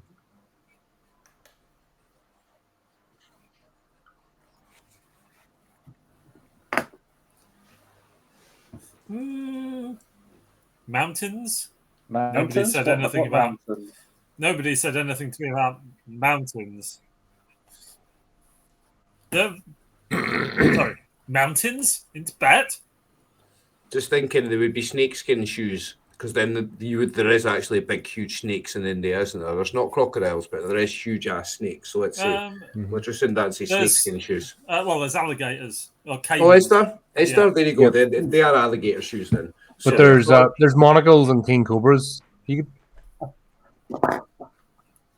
could make about 3 pairs of shoes. So.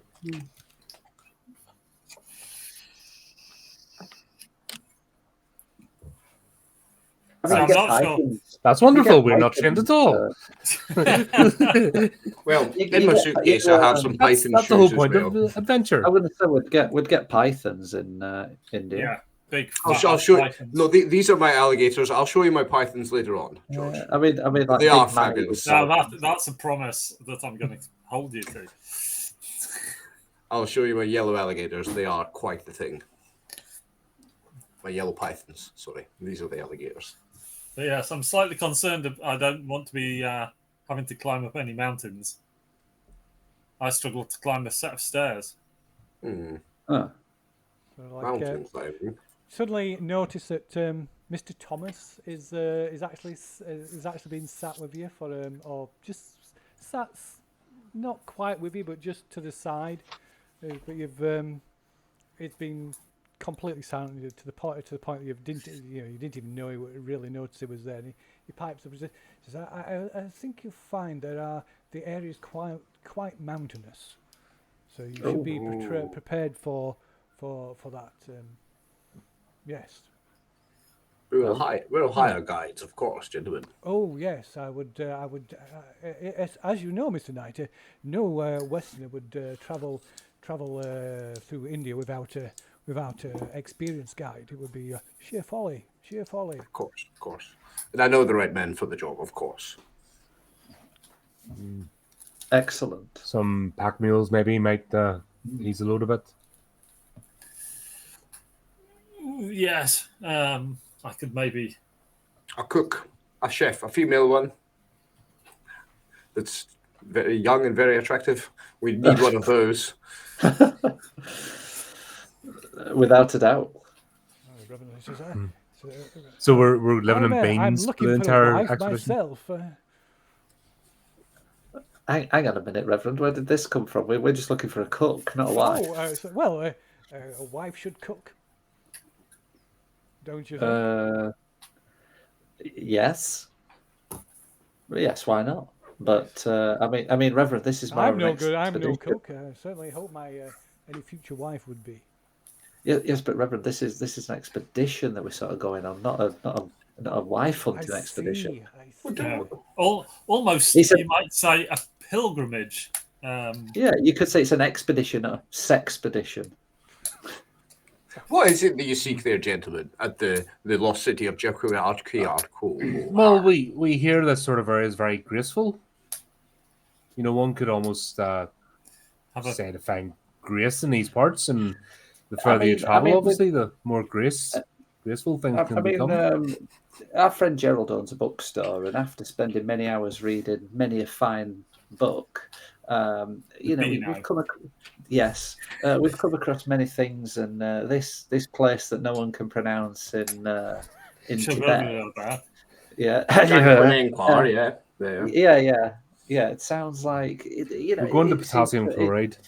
It seems to have had a bit of a downturn, and with all this globalization, ships taking people across the world in matter of days, it just seems like maybe one of the last bastions of civilization that I think we should sort of get to and have a look at before everybody goes there and it becomes some sort of tourist attraction. The next Bombay, even. Yeah, potentially, yeah. Mr. Thomas Patchen is like kind of pushes his glass. Is he not a reverend? What? Was he not a reverend? Mr. Thomas, no. Oh, I've mixed up. No, it's Reverend Ian Gore. That's the reverend. Oh, Ian Gore, did he walk off? No, he's still here. All right, okay. He was talking about a wife. He's trying to find a wife. You'll not find one here at the gentleman's club, sir. I think you're barking up the wrong tree. Yeah, shut up about a wife, God. So Mr. Thomas kind of pushes his glass up his nose and says, did you know that the name Bombay derives from the Portuguese Bon Bahia, which I means thought it was named after good bay. I thought it I was thought it was named named after after a little noodle mix that they put in bowls. or a potato dish. No, it's Portuguese. Portuguese. What you notice, sir, is north of the border in Scotland, they love these things in and around the Glasgow region. Silly Scots. They don't know what's good for them. They do. They know the Bombay mix.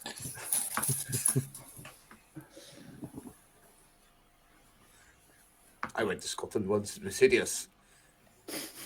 Rained all the time. Everything was grey. The weather, the people. I'm pleased to say I have never. Oh no, I have been. It was a terrible time. The weather was grey. The people's skin was grey. It was an awful, dreary, dreary place. I'll not go back. Couldn't understand a word they said. I heard they're very angry people as well. It's 11 days. Well, we're actually going to role play for 11 days, by the way. the next 11 weeks. Yeah, we're on the ship. Get comfortable. Next week picks up in the afternoon, day one on the voyage. Not even joking. Stay tuned. Yeah, we're in real time like that show 24. Yeah. What it's actually got stuck in the Bermuda Triangle. We got hideously lost. Yeah. Well, on that note, George wants to check out his his His cabin. bed. Yeah, so George is feeling a little bit seasick. Oh, that's a good point. After the excitement of the skeet shooting, George is feeling a little bit seasick, and he says, "If you'd excuse me, I might retire to the cabin." I'll take a look. My character takes a look at George's feet, see what kind of, to try and guesstimate what kind of shoe size he is. Because I like this guy and he's got good taste in shoes. I'm thinking when we arrive in Bombay, I'm going to buy him a real nice pair of shoes. Hell yeah.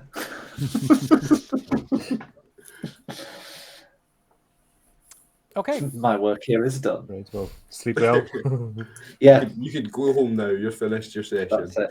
That's it. Yeah. Yeah. And on that, I need to leave there, so I am going to dip out while George goes and gets his head down. Right. Cool. Okay. So yeah. Cheers, guys. Take care. I'll see you later. Cheers, Andy. It's good to be playing with you again. Okay, so as George retires to his cabin to recuperate, you all retire yourself, or return to your cabins yourselves. You go and dress for dinner that evening, where you enjoy a lovely 4-course meal, followed by a big band orchestra playing in the dance hall. Is it dance hall? What a treat. And the Francesca, she approaches Francesca approaches Charles. Says, would you care to dance, Dr. Highsmith? Certainly, I'm not much of a dancing person, but I'll happily oblige if you don't mind my 2 left feet. I'd be more than happy to assist.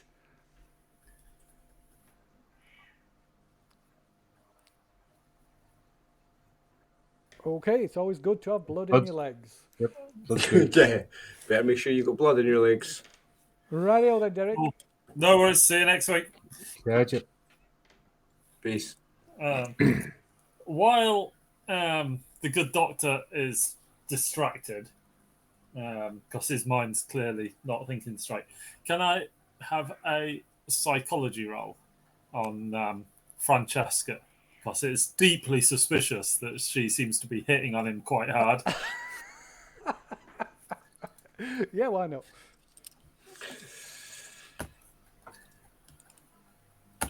You're that unconfident in your attractiveness that you automatically think it's a con when somebody's attracted to you. We need to have a talk about your self-confidence, my friend. I thought the good lady was heading back to her husband. No, Francesca's not. That's Mrs. Tullis. Oh, it's Mrs. Tullis? All right. Yes. Yeah, she was the one that was just bending my ear. Yeah, all right. Oh, sorry, I thought you'd targeted me all of a sudden. I was like, oh, right, okay. No, oh dear. You get the, oh dear. Right. Okay. I'm completely oblivious. I'm just thought I was being polite. No, so you learn that. Where are we? I am absolutely convinced that she's some sort of German spy. There is no way on God's green one that she's showing an actual legitimate interest in Dr. Highsmith. It's absolutely.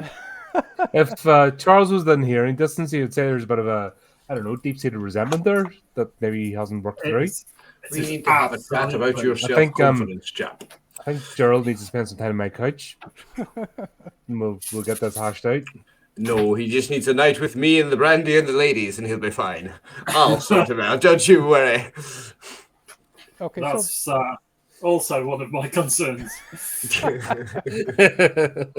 So you learn from Francesca that she's travelling to Bombay in the company of her friend Patricia, and they're travelling there to visit Francesca's aunt, her Aunt Florence.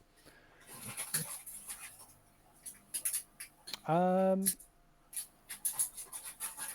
you make a charm roll, Mr. Highsmith? A charm? Oh God, right. This is going to go Not well. that you're particularly not that you're trying to charm her in particular, just to see how well your conversation, how well you get yourself across. Oh wow! True to form. Wow. So I kind of get Normal service has been this small talk business. You know, I don't know. I don't seem to be too good at reading people for some reason. So outside of professional capacity, you've got no. So No tell me social about your skills. issues with your mother. When did it all start? So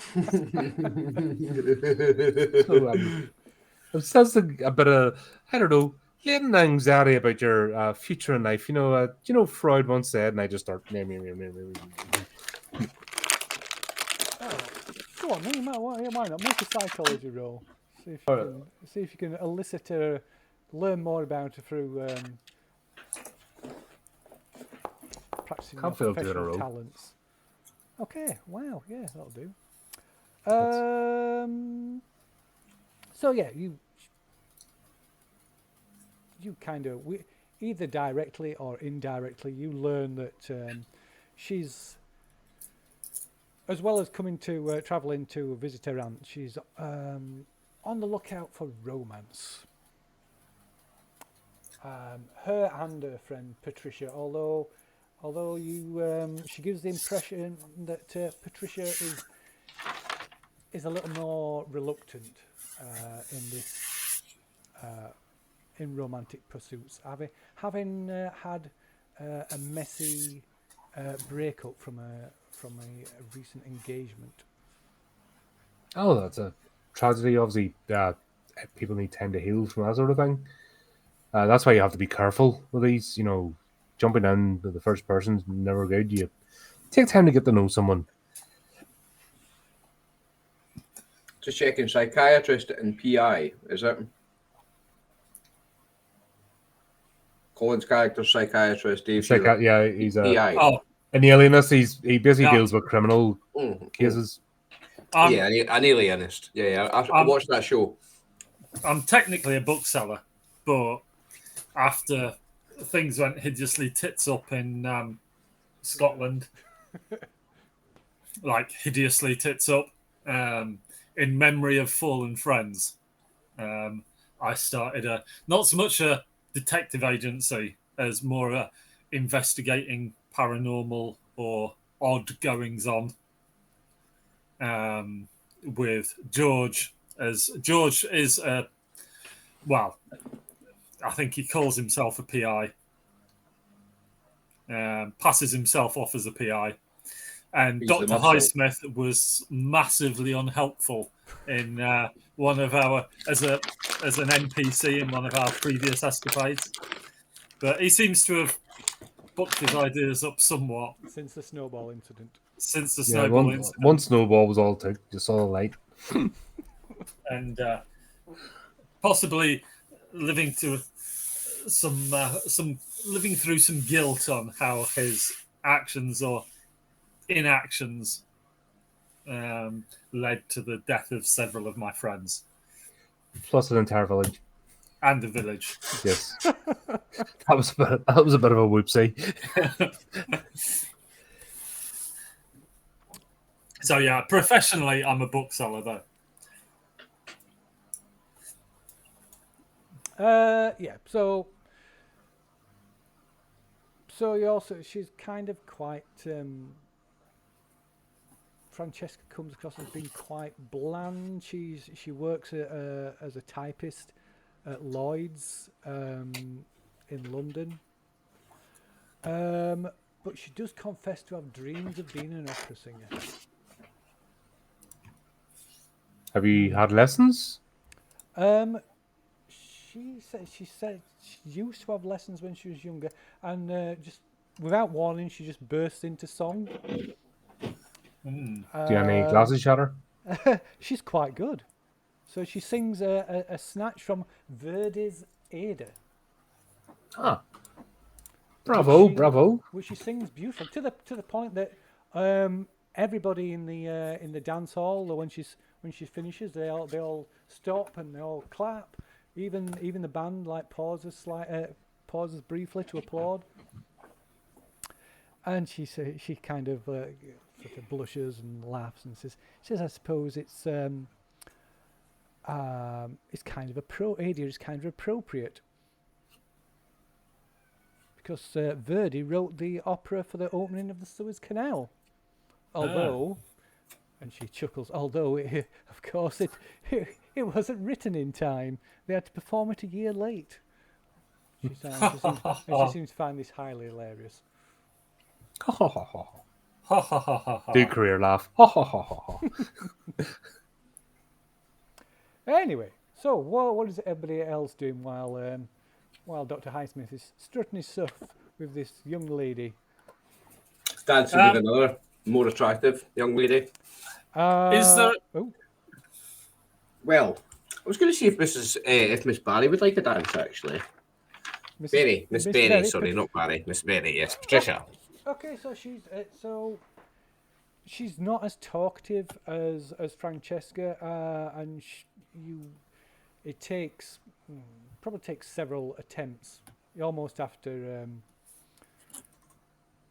not roll charm. You can roll charm, why not? So Francesca's 23 and Patricia is a year older. She's 24. That's a hard success on charm. Oh yeah. So yeah, you overcome her initial shyness, and although she's still a little bit awkward, and she does quite a few missteps while dancing. She slowly starts to warm to you. Okay, so I'll just have a little chat with her while dancing. Nothing serious, small talk, just asking how she's enjoying the trip, how she's has she met anyone interesting, just small talk, nothing major. I forgot we've got some big band music for the orchestra. Fabulous. Oh, pappy. Sorry, what was that? Sorry, see, whenever I hear anything like that, do you know, it doesn't put me in the Call of Cthulhu. Do you know when it puts me? Fallout. Yeah? Every time I hear something like that, it's a Fallout game. It's the first place I go in my head. Okay, so you learn that Patricia, like friend Francesca, that she tells you she's traveling with, obviously, you know that. So Patricia lives in Orpington with her parents. Her father is a bank manager with Westminster Bank, and the family has moved. She's possibly part of the reason why she's a little bit awkward is her family has moved around the country every few years. Every time he's been promoted. She professes her greatest love is reading. Both novels and poetry. A particular favourite at the moment are books for Bronte sisters, Austen, Wilkin Collins, and some of the lighter books from Dickens. Can I make a no roll to recite a poem that she loves by one of her favourite authors? Oh, why not? Why not? No roll's just intelligence, isn't it? No roll would be education. Oh, education. Oh, nice. That's better than intelligence. Yeah, intelligence roll is an idea roll. Oh, 43. Yeah. Almost a hard success. That's 1 point off a hard success. If it makes a difference, I will spend that one luck point. If you spend that one luck and get it a hard success, I will allow you a bonus dice on any future on the next sort of. I was going to say manipulative roll, charm, or similar. So if you there's a word for the four of them. Something rolls. Social skills. Social rolls. That's it. Yeah. So I will. If you want to spend that luck, I will allow you a bonus dice on your next social roll with Patricia. Thank you. I will put my luck down to 59. Except probably as long as it's not intimidate. Fair. Yeah. So. Fucking dance with me! Fucking die! So, what's Gerald doing? I'm just going to sit back in a corner. But is there anybody taking an interest in us beyond just sort of the normal new people on a boat? I suppose. Either spotted or psychology, whichever you prefer. Let's go with the spot hidden. Ooh. No.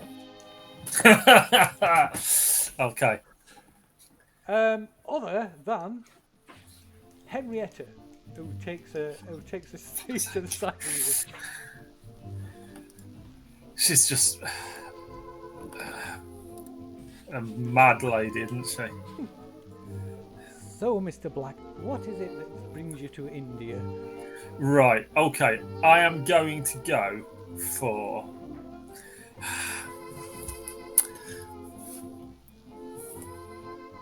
What am I going to go with? Now, that might be... I'm going to go with some... Can I make an own language roll to be incredibly, and I mean incredibly, dull and tedious about the origins of some English words and the Indian or Eastern roots until she please just fucks off and leaves me alone. You can do. May have the opposite effect. It may do. Well, you see, I thought about like my other skills that I'm good at, but like archaeology and what have you, archaeology, anthropology, she might enjoy. Yeah, either that or it'll be an operate heavy machinery role. Talk about tractors. Yeah. Try to get the book to. And actually, because I've got one in operate heavy machinery, I'm actually going to talk about tractors really badly, which might do the job. But yeah, I'm just going to try and bore her to tears until she finds. What are you talking about?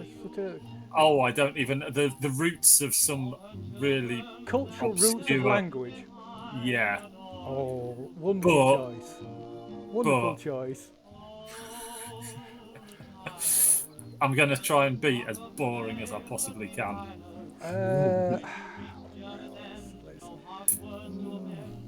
I realise I could be making a massive rod for my own back here. Yeah, because she's really interested in that. Her husband is a cultural attaché after all. She's going to love it. Gerald's getting some. So I would say she's enthralled. Yeah, she's hands off every word. Well, that's my evening sorted.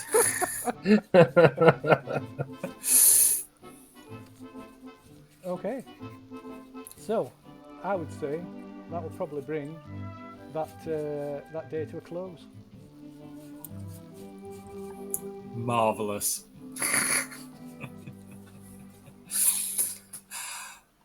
Gerald, wake up with an extra spring in his step. Oh, yes. Yep. Some parts of the boat are going to be bobbing more than others. Why is that set? Put the time back in it for.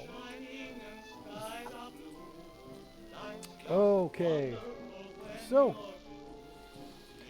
yes, day 2, and the ship is steaming east through the temperate Mediterranean Sea.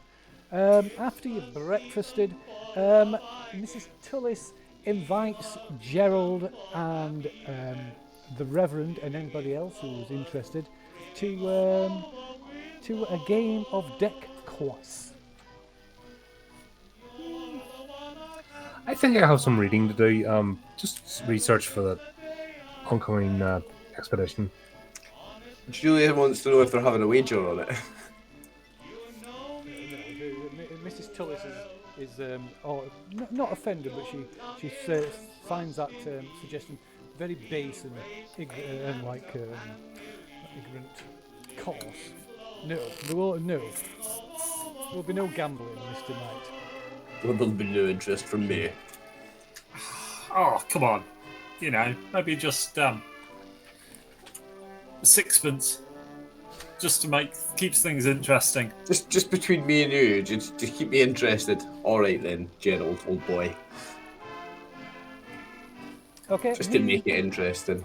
So meanwhile, Patricia and Francesca they go to attend one of the classes, the painting class.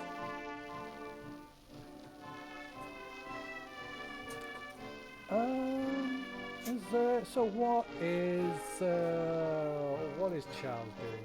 Actually, weren't there classes on the culture Yes, of the area? there are classes to help you with your integration into your destination.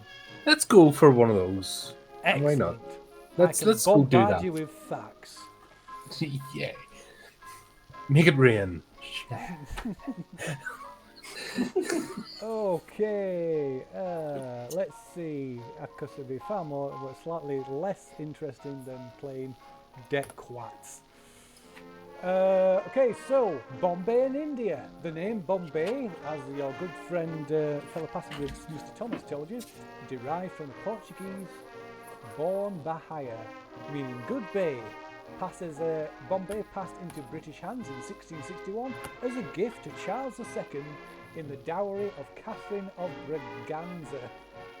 The city today officially is built on the shores of the Arabian Sea on 7 islands and covers an area 10 miles long and 5 miles wide. Malabar Hill is the highest point in the city. The promontory of Calabar Island envelops a fine harbour, the reason for the city's prominence.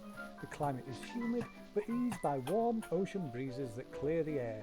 Terrain is mostly low and swampy, and since space is at a premium, land is constantly being reclaimed from the waters. Along with Calcutta, Bombay is one of the 2 great colonial cities in India and relies for its fortune chiefly on the textile industry. During the cotton boom occasioned by the American Civil War and the opening of the Suez Canal, the city became very rich indeed. The gateway to India has British influence everywhere. The great welcoming arch on the waterfront, built to commemorate King George and Queen Mary's visit in 1911, the roads, the general post office, the hotels, the old customs house, and many other civic buildings, and indeed the large expatriate community itself. To the outsider, there are a bewildering number of divisions between the peoples of India. These are based primarily around religion, caste and language. The prevalent religion is Hinduism, which is actually made up of many disparate movements. The Hindu deities include Brahma, the creator of the world, Shiva, god of destruction and regeneration, and Vishnu, the symbol of preservation. Vishnu himself is met in a great many forms or avatars: fish, turtle, boars, man-lion, dwarf, Rama the prince, Pasurama the avenger, Buddha, despite the displacement of Buddhism by the Hindu counter-reformation, Kalki the white horse, and most popular of all, Krishna, who is Vishnu with his body painted blue. Of course. I shall not go on, unless you want to. No. We just obviously feature dice rolls if there's some customs that need to be I was just waiting for you to say Ganesh, because isn't that one of the Hindu gods? That's the one that I've got tattooed. I was waiting for you to say that so I could flash it. Which sorry? Ganesh. Ganesha. Yeah, it's the elephant one. Isn't that a Hindu god?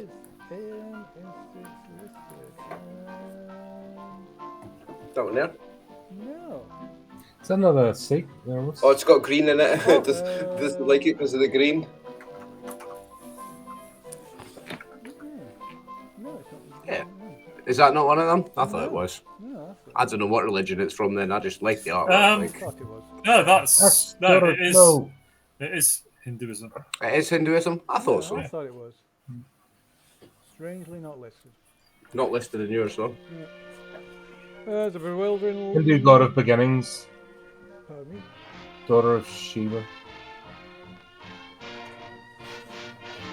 Oh, there's a bewildering mix of inhabitants in the city. The dominant type are the Parsis, recognisable by black skull caps, which are kind of a national order, who for a tiny minority in India as a whole, centre on Bombay. Originally from Persia, the Parsis adopted Western ways early, for instance extending unusual liberties to their women, and as a stereotype are open, engaging and proud. The vast majority of the population in the country is rural and illiterate. Homeless people in the city are born and live their entire lives on the street. Those that do not have a roof will haul their cooking pots and pans when not in use up to the ceilings of their tiny homes. Yada yada yada. But yes, that will give you some assistance. Spiffing. Potential cultural roles. Right. So, oh my God, cat's going mad. Is that your cat? Is that? I was wondering whose that was. The birds at your house, Dave. The bird that we hear. No, that's mine. Was that you that's got the bird calling? Right. That's me. Okay. Yeah, I've got 2 cats and lots of reptiles. I see the spider almost on your shoulder one day. I was like, whoa. And yeah, there it is. yeah.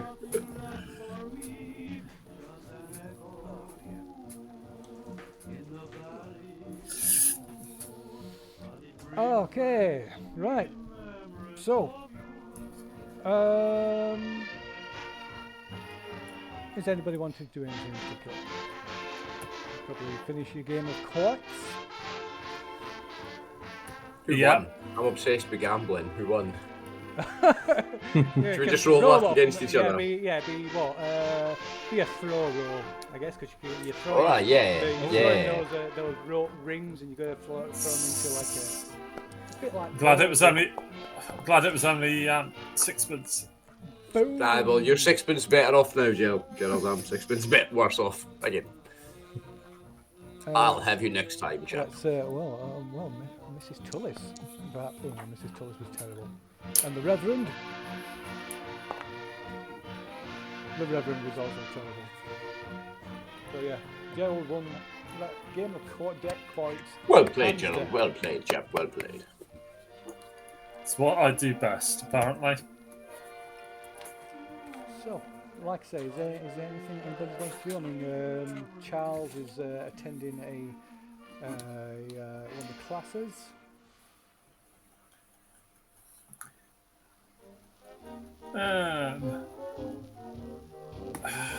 Is there a swimming pool by any chance? There is a built on the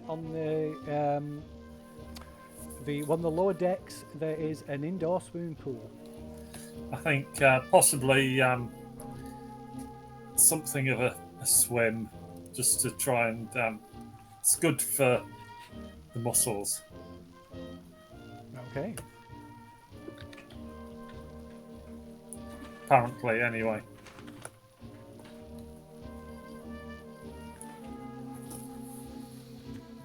And what about anybody else? Not much else to do. No, fair enough. Brandy and a cigar again. Very Finish good. every day with brandy and a cigar, I think, on this cruise. And I'm mainly going to try and avoid Mad Woman. Oh, you only know if that's going to pursue you even more. Okay, so yeah, you pretty much pass most of the day away, like attending meals and the evening meal before retiring for the evening. So, can you all make a luck roll? This is where my fresh character's loving it. You guys have got like 14 left. My luck is not good. My luck's pretty good. That's a 10 for me. That's an extreme success. Oh. The woman on the ship go back to his cabin. Okay. Right, yeah, so everybody retires, most people retire for the evening after the evening's dancing and drinking and eating. A few people sort of wander the promenades on the different decks. Gerald. Hello. You, for whatever reason, you decide to take maybe to avoid Mrs. Tullis. You take a long route and find yourself wandering one of the promenades on upper decks. It's pretty deserted.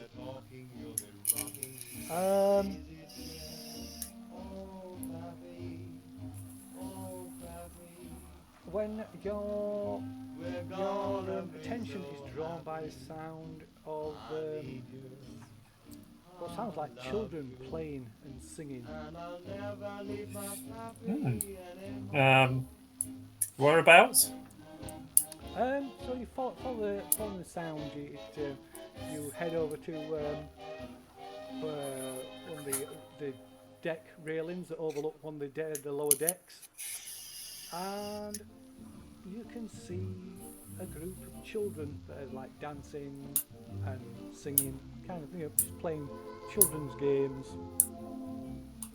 It's perhaps a little unusual for them to be out and about this late at night. Checking your watch, it's almost 11:30 in the evening.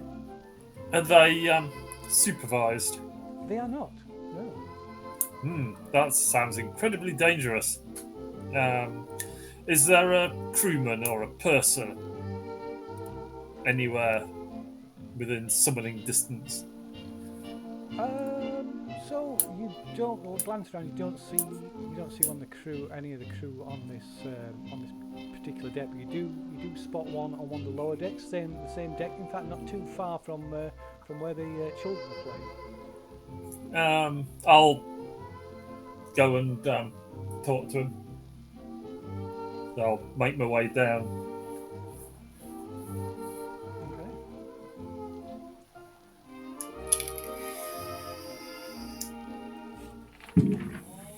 Tell him I'll go and find him, make my way downstairs, just to tell him that is it not somewhat dangerous on a ship for children to be playing unsupervised? So you turn away and start to head towards the stairs that lead down to the lower deck, and you catch a few lines of the rhyme. Is it a rhyme I recognise by any chance? Well, at first you don't. It's almost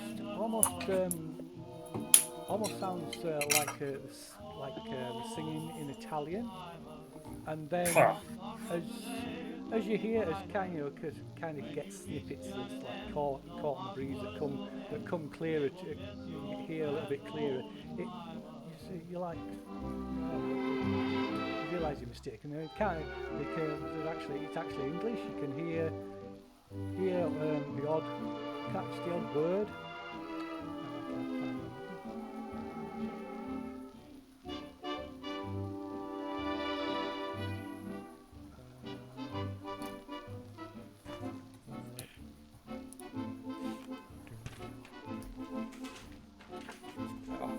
This way. I'm going to read it out, but I'll do it this way. Sing it for us, Phil. So I was going to sing it. I was going to genuinely sing it, but I'm going to have to play it instead. But I can't find it. Oh, there it is. No, I want to hear you sing it, Phil. Across the sky that causes all the stars to die. And when the sky begins to roar as you hear the words, you find yourself drawn back to peer over the balcony and stare down at these children as they're singing. And as you look down at them and singing and dancing around in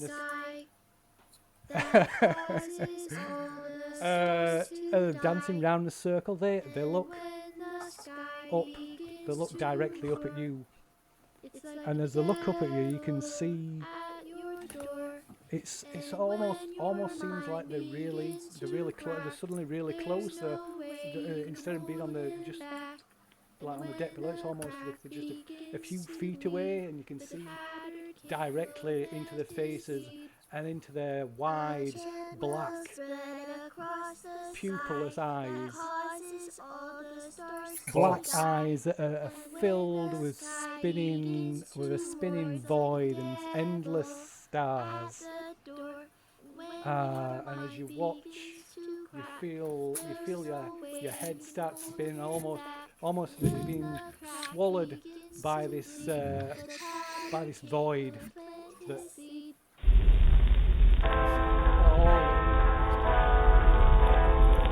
that is all around you, and you can make a luck roll. A luck roll. A luck roll. Okay. Another luck roll. There we go. Okay, so let me see who did the. So Julian. For whatever reason, maybe you've been trying to track down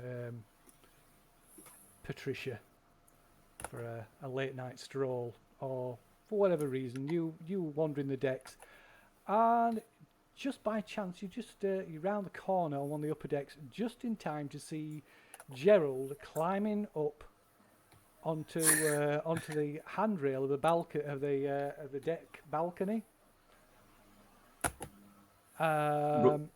With his foot, and extending his foot, about to step off.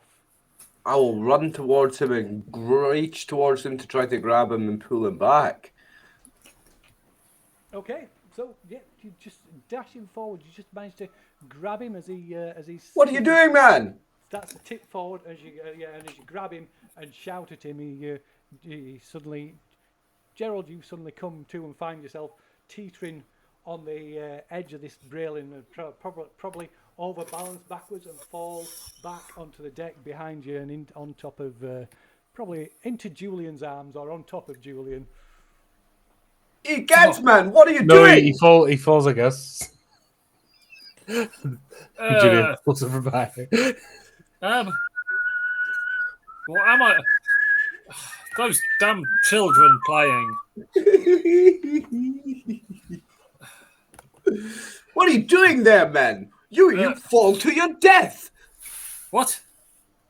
You were on the railing like you're going to jump off. You will fall to your death. What are you doing? Have you never been on a boat before? No, I was sorting those children out that were playing on their own. I'm babysitting you like you're a child. You're climbing on the railings of the boat. You're going to fall to your death, man. What are you doing? Glancing below, of course, there are no children. Oh, they're not. Did you not? Nobody saw that coming. Did you not hear those children singing that damn rhyme? There are no children out here on the deck at this time of night, man. Well, what are you talking about? That's what I was trying to say. I was trying to find that. Where's the purse again? Have you drank enough water today? Do you need to lie down? I think I might need to lie down, you know. I think perhaps you do. Perhaps a stiff drink and then to your cabin. I think a stiff drink might be the cause of it all. Come away from the deck. We will retire to the bar. I will lead him away from there. Crazy bastard. Okay. So the bar's actually closed at this point, but so where are you going to take him? I've got a little hip flask. We'll just go to my cabin, have a little drink. I've got brandy in a hip flask, and then I will escort him back to his room, his own cabin, before returning to mine. Okay. Very well. The old man. He's going senile, I think. It's entirely possible. Seasickness has gone right to his head. Very well. And is there I imagine how Gerald and George and Charles's rooms are. You've probably got suite room sort of adjoining rooms. Yeah, the three of us will have. Yeah. Mm-hmm. Right. Okay. So is Julian up to anything else, or are you retiring? No, Julian will retire to his cabin after he returns. Very well. Gerald to his. Okay. So, in which case, move to day 3 then. So, around about midday of day 3, the Viceroy of India arrives at Port Said and noses in amid a collection of vessels, a large collection of vessels at anchor, other steamers, along with feluccas and other native craft. Majority of the passengers crowd the balconies, the railings around the edges of the decks, taking in the sights. And as the ship docks at the harbour, crowds of young Egyptian boys cluster around the ship in homemade canoes, and as the gangplanks lowered, loads of merchants from that are waiting on the dockside flood onto the ship, attempting to sell the wares, so like selling trinkets and clothes and one thing or another. A few of the passengers go ashore, and as anybody that does, as soon as they reach get off the gangplank, they're swamped by children offering services as guides and trying to hire out the donkeys to transport the belongings.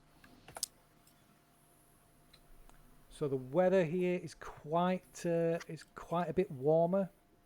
It's noticeably warmer here. The heat is almost oppressive. So the ship is going to be docked here for a few hours before continuing. Are we allowed to get off? Yeah. You're perfectly allowed to get off and explore. Yeah. If you so wish. Might as well see some of the sights. Yeah, do some shopping, get some trinkets, some perfumes. At least, a couple of souvenirs. Okay. Is everybody going ashore then? Yeah, might as well. Just go as a group.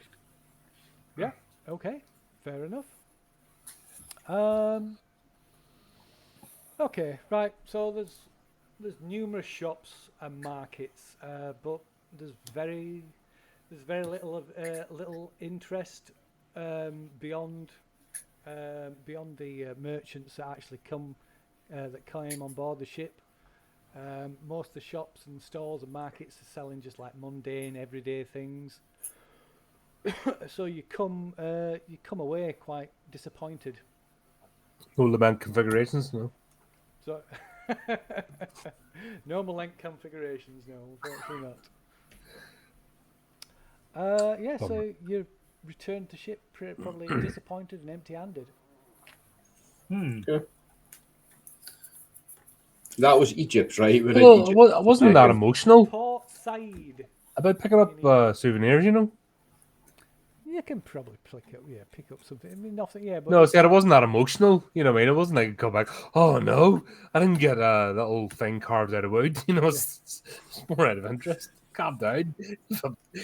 Yeah, we're not devastated that we didn't find the perfect. You're making us sound if we're coming back, souvenir. we're going to have to make sanity rolls because You make a sanity roll, you didn't find a good souvenir. Yeah. I'm saying, steady on. The shopping was shit. Roll for sanity.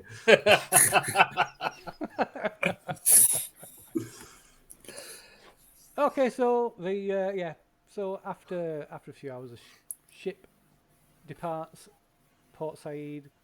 I want to do anything particular during that day? The rest of that day? More the same, it's not really. More the same? Very well. So, it's just. I was wondering what contest I can have with my new friends next. What sport we shall have a little wager on next. I'm on a losing streak here. It must be my turn to win. It's never going to be your turn. I'll wait until we start on the ladies. Wait till we start fishing. Then we'll see who's the winner. Although it seems you already got a head start on me.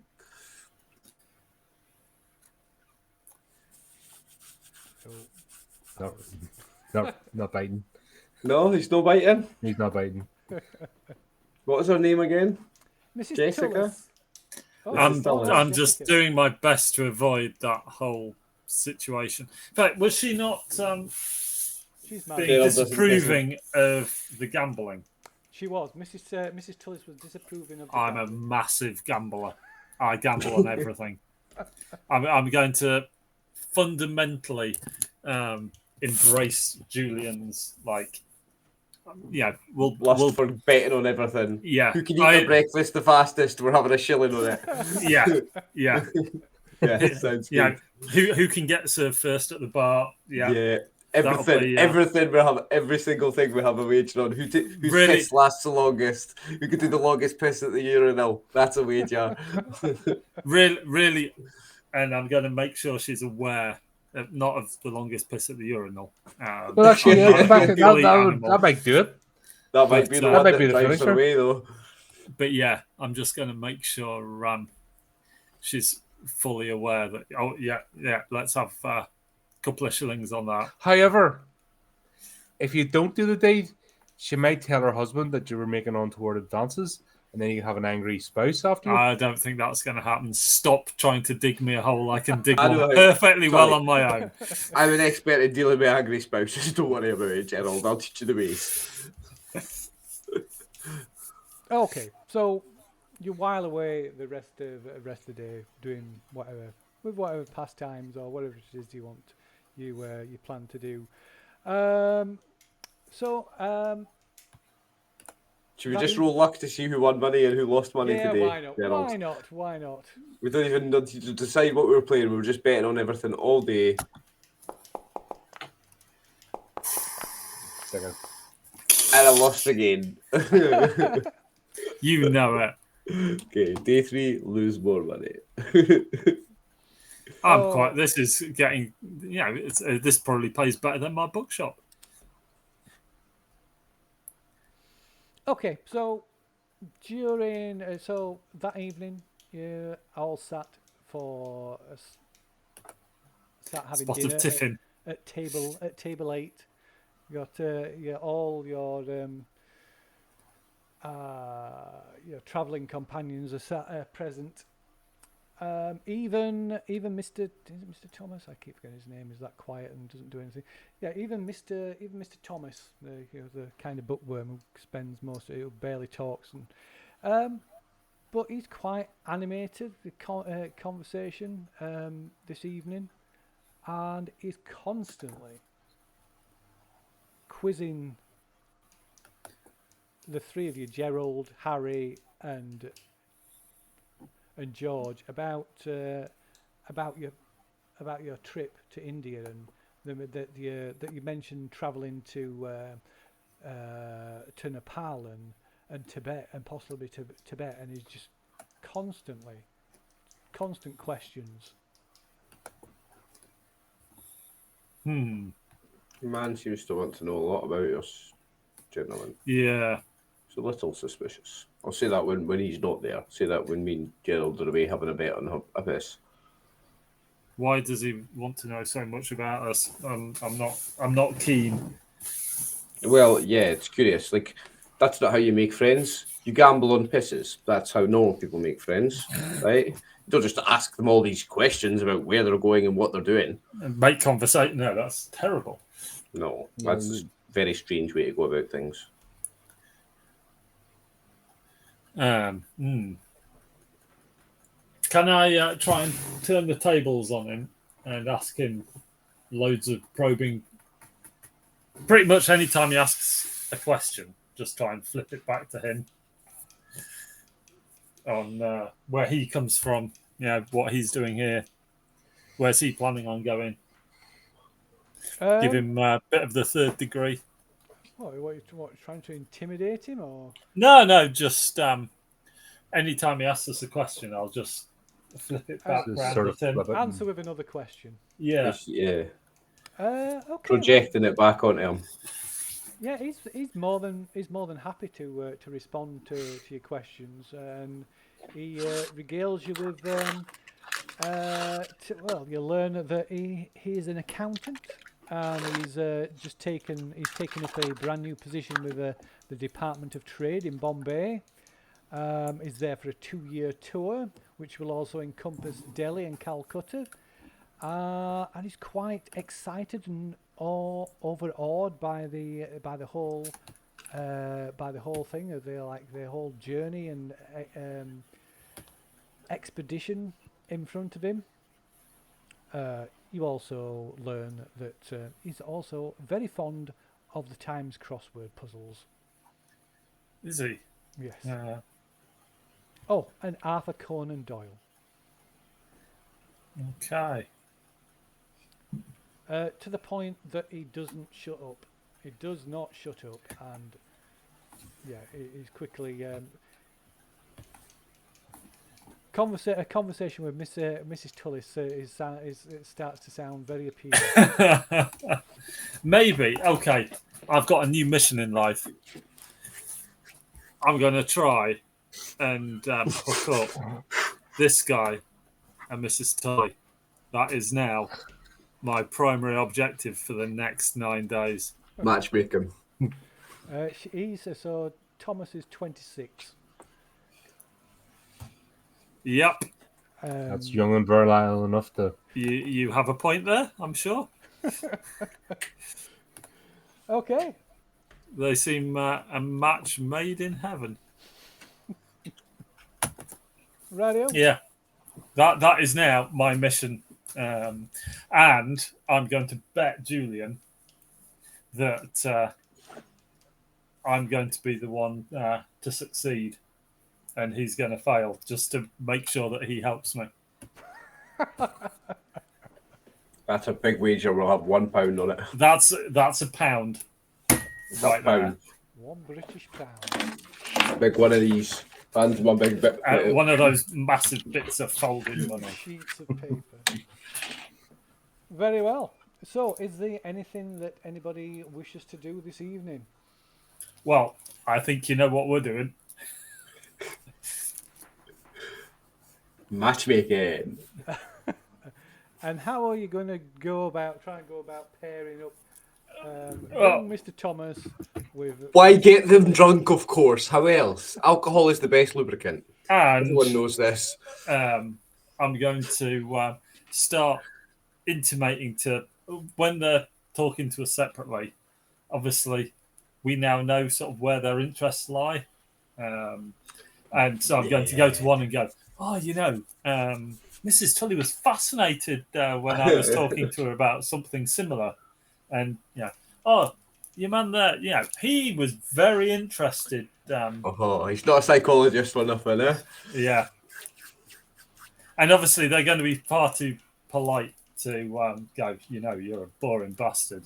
When I'm going to use my really high charm skills and fast talk skills to chip in on the conversation at just the right moments to help sway that conversation between the two of them. And I'm going to help you with that. So let's say that'll give Gerald a bonus dice then. But I think, Gerald, you will have to be a bit more a persuasion than... A persuasion. But you can do it with Julian's charm, you can add a bonus dice.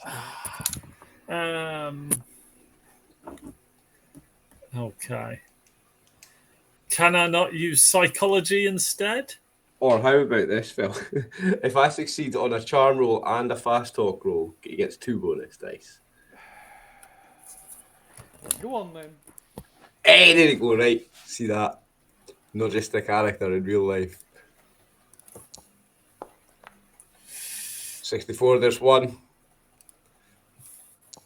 You charming motherfucker. Oh. Right. I'm going to use 6 luck points. It's only 6. 6 luck points. There you go. Don't say I'm not good to you, Dave. Right. God. So you now have 2 bonus dice. On my persuade. On your persuade.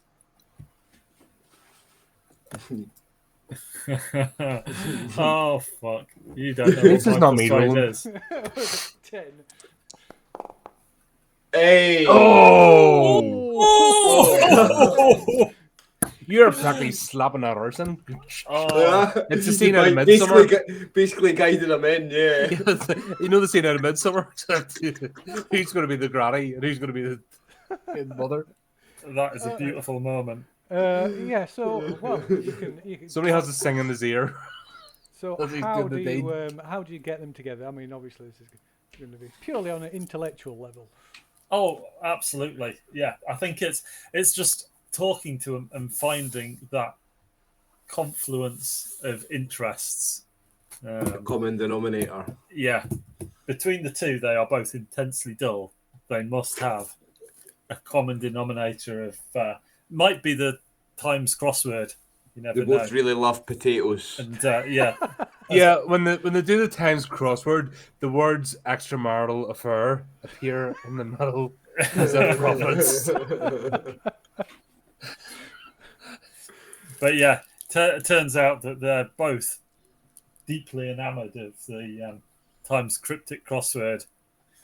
You find just the right boring things about each other to match them up. Just to make sparks fly. Okay, so yeah, maybe you like drawn them through their mutual interest of crosswords. You draw them together and away. And it gets them off my back. Yeah, escape Mrs. Tullis's attentions.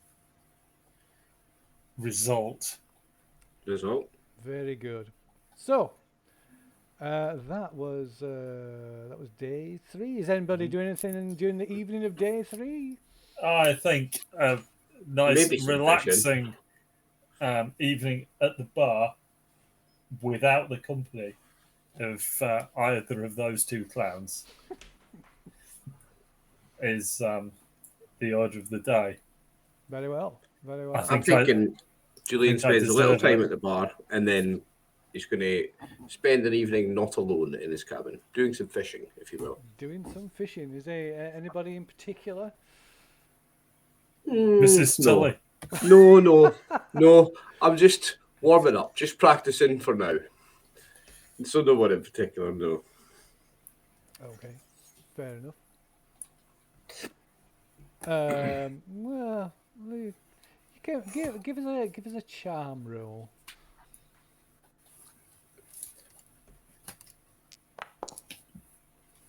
Regular success. So maybe while you're like swanning around the bar, maybe we'll take a walk around. You get a positive response from both Francesca and Patricia. Not at the same time.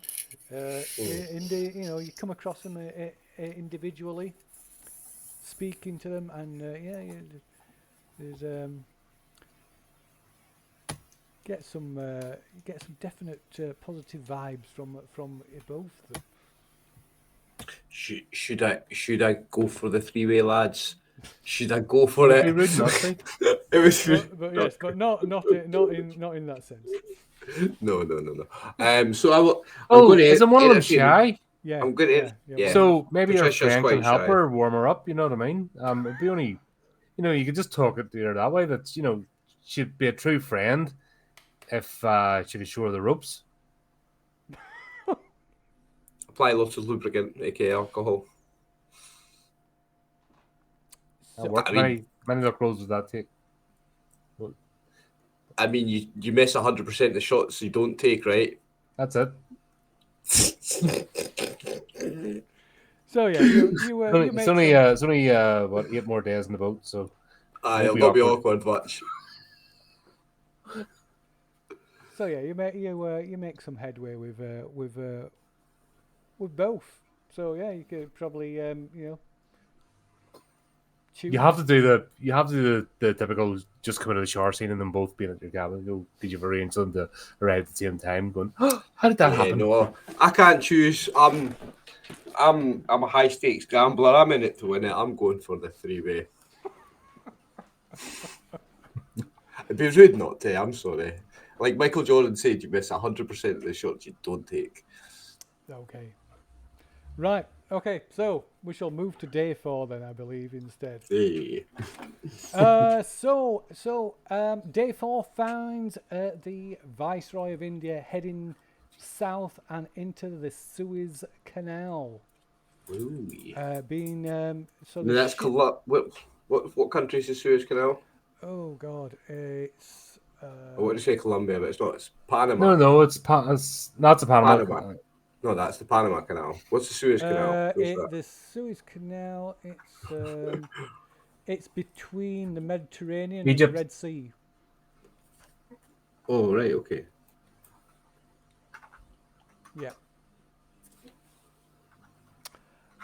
So yeah, the ship is sort of not piloted, but guided by a smaller French ship, like a tug. And it takes a full 24 hours to navigate the canal, as the viceroy has to constantly tie up to allow vessels travelling from the south to pass by. And the Ever Given isn't in sight, no. The Ever Given isn't in sight.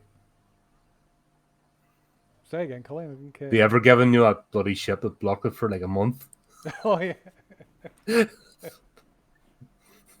Yeah, it's responsible for that.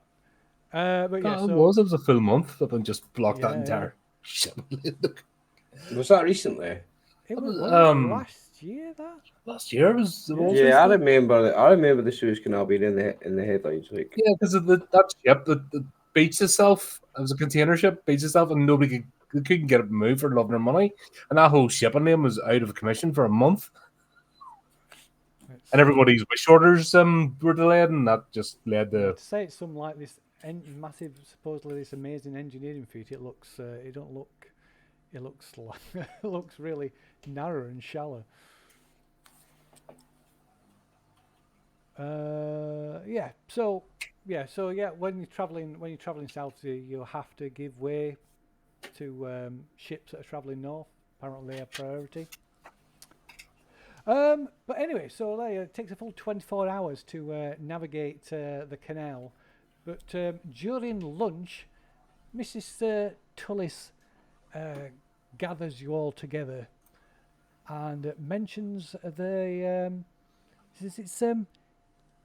it's often tradition that at the end of a voyage there is that the passengers of the vessel perform a show, and each table contributes. Is expected to contribute a small act, and I was wondering if anybody had any suggestions. we have a delightful singer in the group. You're not looking at me, are you? No, wasn't Florence? That's her mother, Miss Nicholson. Francesca. Yeah. That's right, she she kind of blushes because, oh, Miss Tosca, is that true? She said, well, I don't like to apparent. Some people say so, yes. And Francesca says perhaps she's getting a little bit excited. She says, perhaps we could put on a short recital, perhaps an excerpt from a popular play or novel and a song. Mrs. Toy says, how about an excerpt from a piece by Gilbert and Sullivan? Francesca seems to be claps excitedly in case, and they start discussing this excitedly amongst themselves. Francesca tries to get Patricia involved, but she shyly declines to take part, and kind of and in fact at this point she kind of wanders off on her own. I'll maybe go and see why she's so reluctant. I mean, we're all here together having a nice time on this trip, so maybe I should go talk to her and see if I can maybe persuade her to take part. Okay, is anybody else doing anything? I'm trying to see what I can. Got 11 days.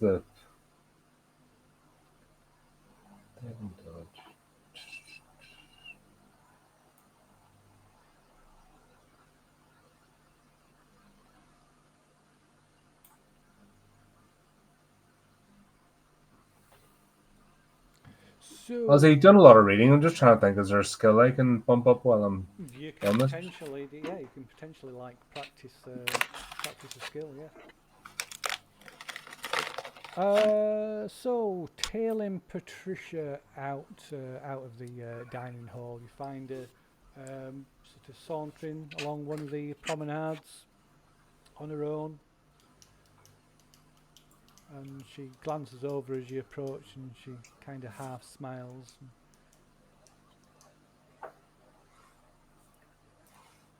I'll sit her.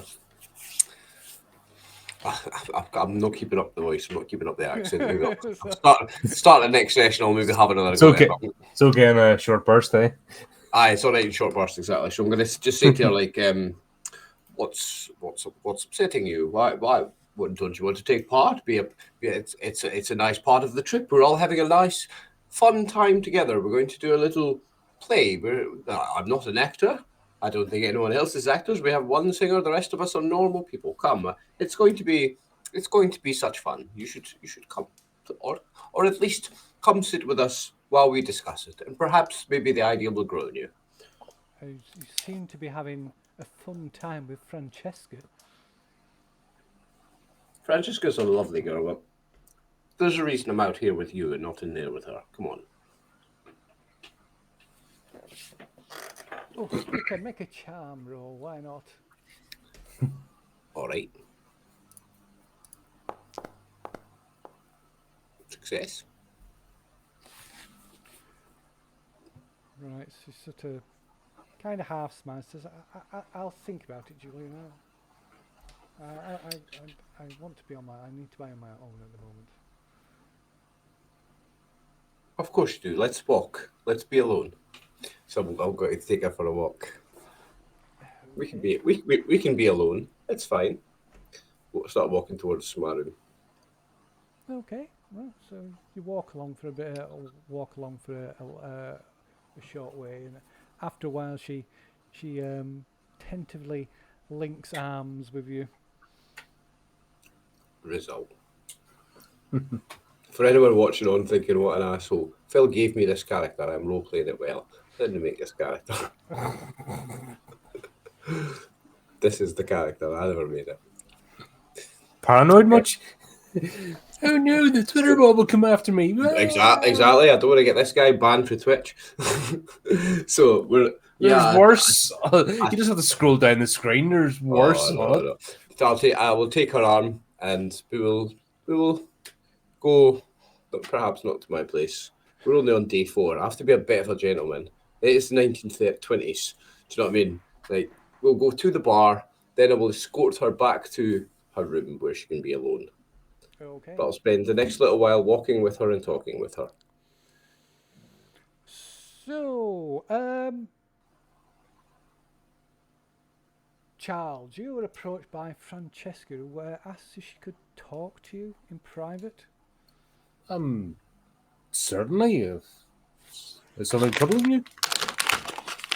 It's not me. It's and she kind of like guides you off away from the group while Mrs. Tullis is in full swing, getting everybody involved and trying to get feedback on what they should do, on what part they want to play in their upcoming recital.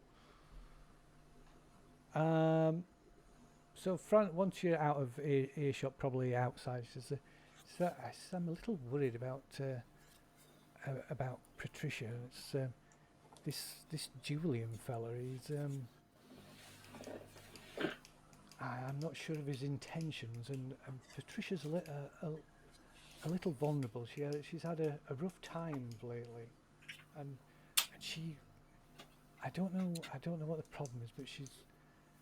Particularly, I was hoping this trip would improve her mood, but it's almost as if it's having the opposite effects. She doesn't seem to sleep well. I often hear her pacing around the room at night. Oh, that's dreadful. Did she say anything while she's pacing, or have you heard her call out? No, not. I've heard her crying. Without seeming too bold, maybe a bit more of the backstory would be appreciated to help me sort of formulate a thesis.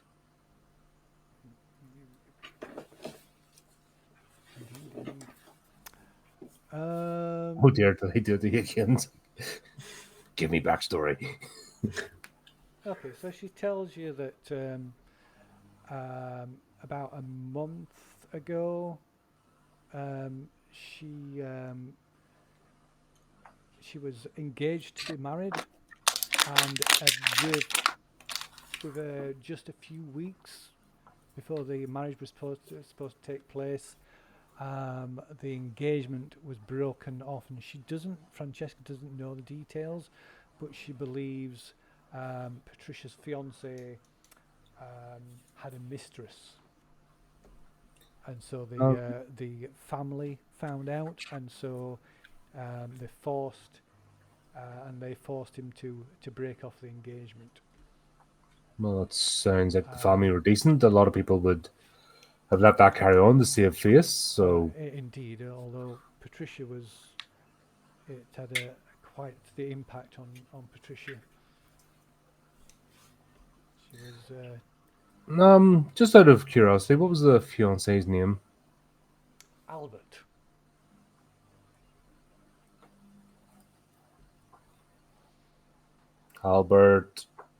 Albert Johnson.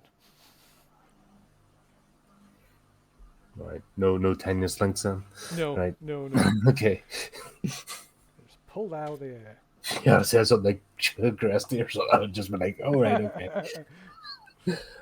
Just wait for something like that to be dropped. Quarry. Yeah. Bang! And where did she see Malcolm Corey last? And where did he happen?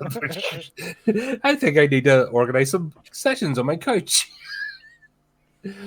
Oh, right, okay. Okay, so what I can do is I'll maybe ask Julian just to calm down a bit, not get overexcited. Might help things. Although it could be a good thing for, sometimes just a bit of flattery can help bring somebody sort of their feeling of self-worth can be increased, especially after such a thing. If it needs be, I can talk to her in a more professional capacity. I was hoping that might be the case. Maybe subtly. I wouldn't want her to think I was interfering. No. Maybe broach the subject first rather than me just stumbling in, if that makes sense. Oh. As we're only basically passing acquaintances, I wouldn't like to think I was touting for business or anything or something so crass. If you think that's best. I think it would be just initially float the idea, see what she responds, and then we can maybe take it from there. And obviously, we don't need to tell everybody else in the group this conversation goes no further. Right. So she thanks you, and then she just returns to the others, putting on a smile. And she rejoins the group.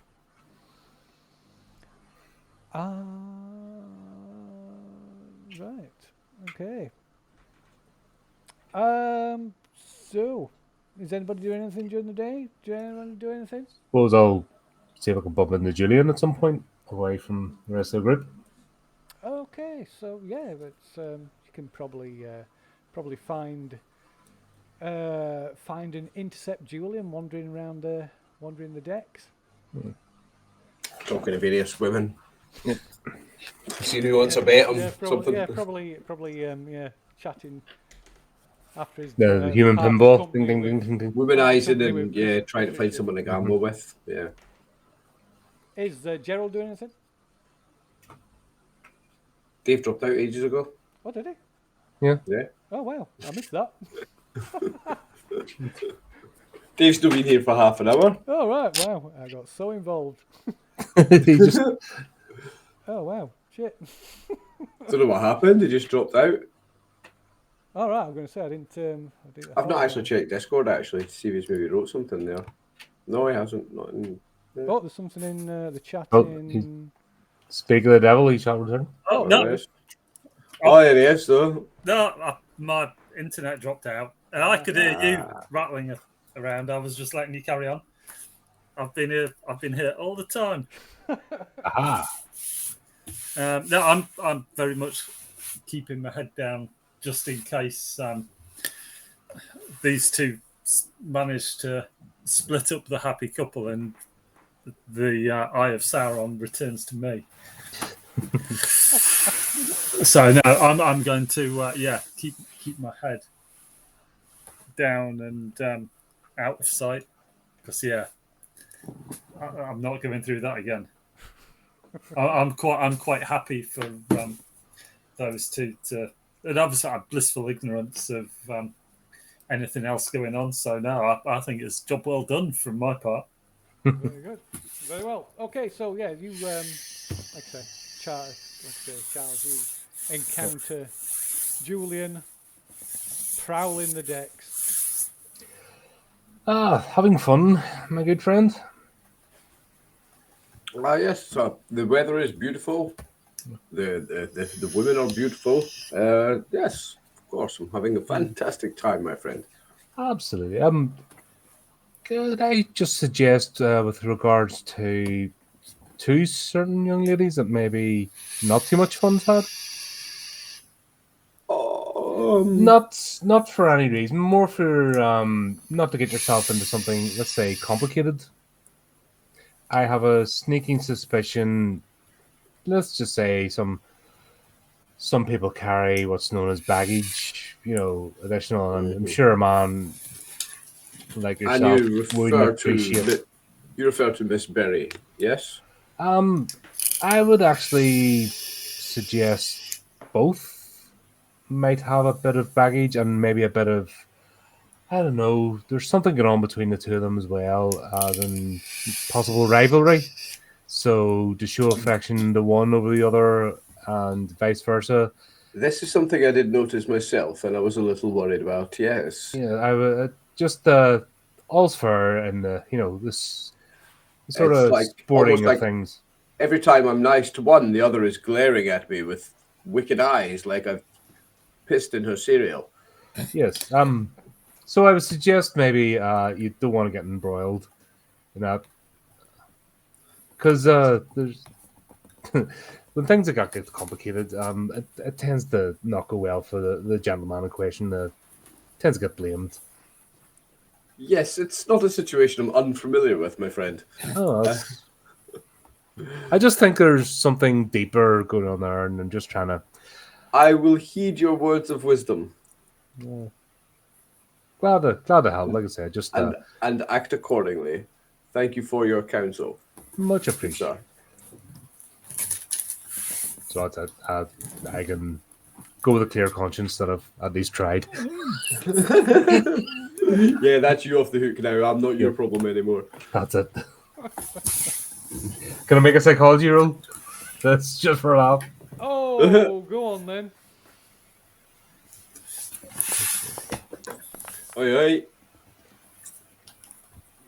I'm not too sure he's going to heed my warning. Oh, no, I'm fairly sure he's not. That was psychoanalysis. Wow, that was a good. Did you need a roll for that? Hmm? Did you need a roll for that? I was just, if I had went the other way, I was going to be just blissfully happy that everything blissfully was fine. Unaware, like, oh yeah, job done. Yep, that was it. He listened to everyone. Now I'm like having to go. Bugger. I've just waved the red flag. Have them like Toro. Perhaps not my greatest speech. You're just like challenge yourself. Red flags, did you say? Red indeed. Red, my favorite color of flag in a woman. Perhaps detect a certain level of insincerity there. Okay. Right. So, like I say, the ship spends the entire day slowly making its way down the Suez Canal. It's And you can't help but marvel at the great feat of engineering that it is. It officially opened on the 17th of November 1869. So again, a history lesson as well as an exciting gaming session. But Mr. Caper, you spoil us. Lots of the history lessons, great. Despite this, it is very narrow in places and it necessitates careful progress. But despite the slow progress, there's still sights to be seen on the shore. There's flocks of flamingos, storks, pelicans, and geese. Yes, and due to the fair weather and the heat, dinner is served out on one of the that evening out on one of the promenade decks. For those that want to eat outside, anyway.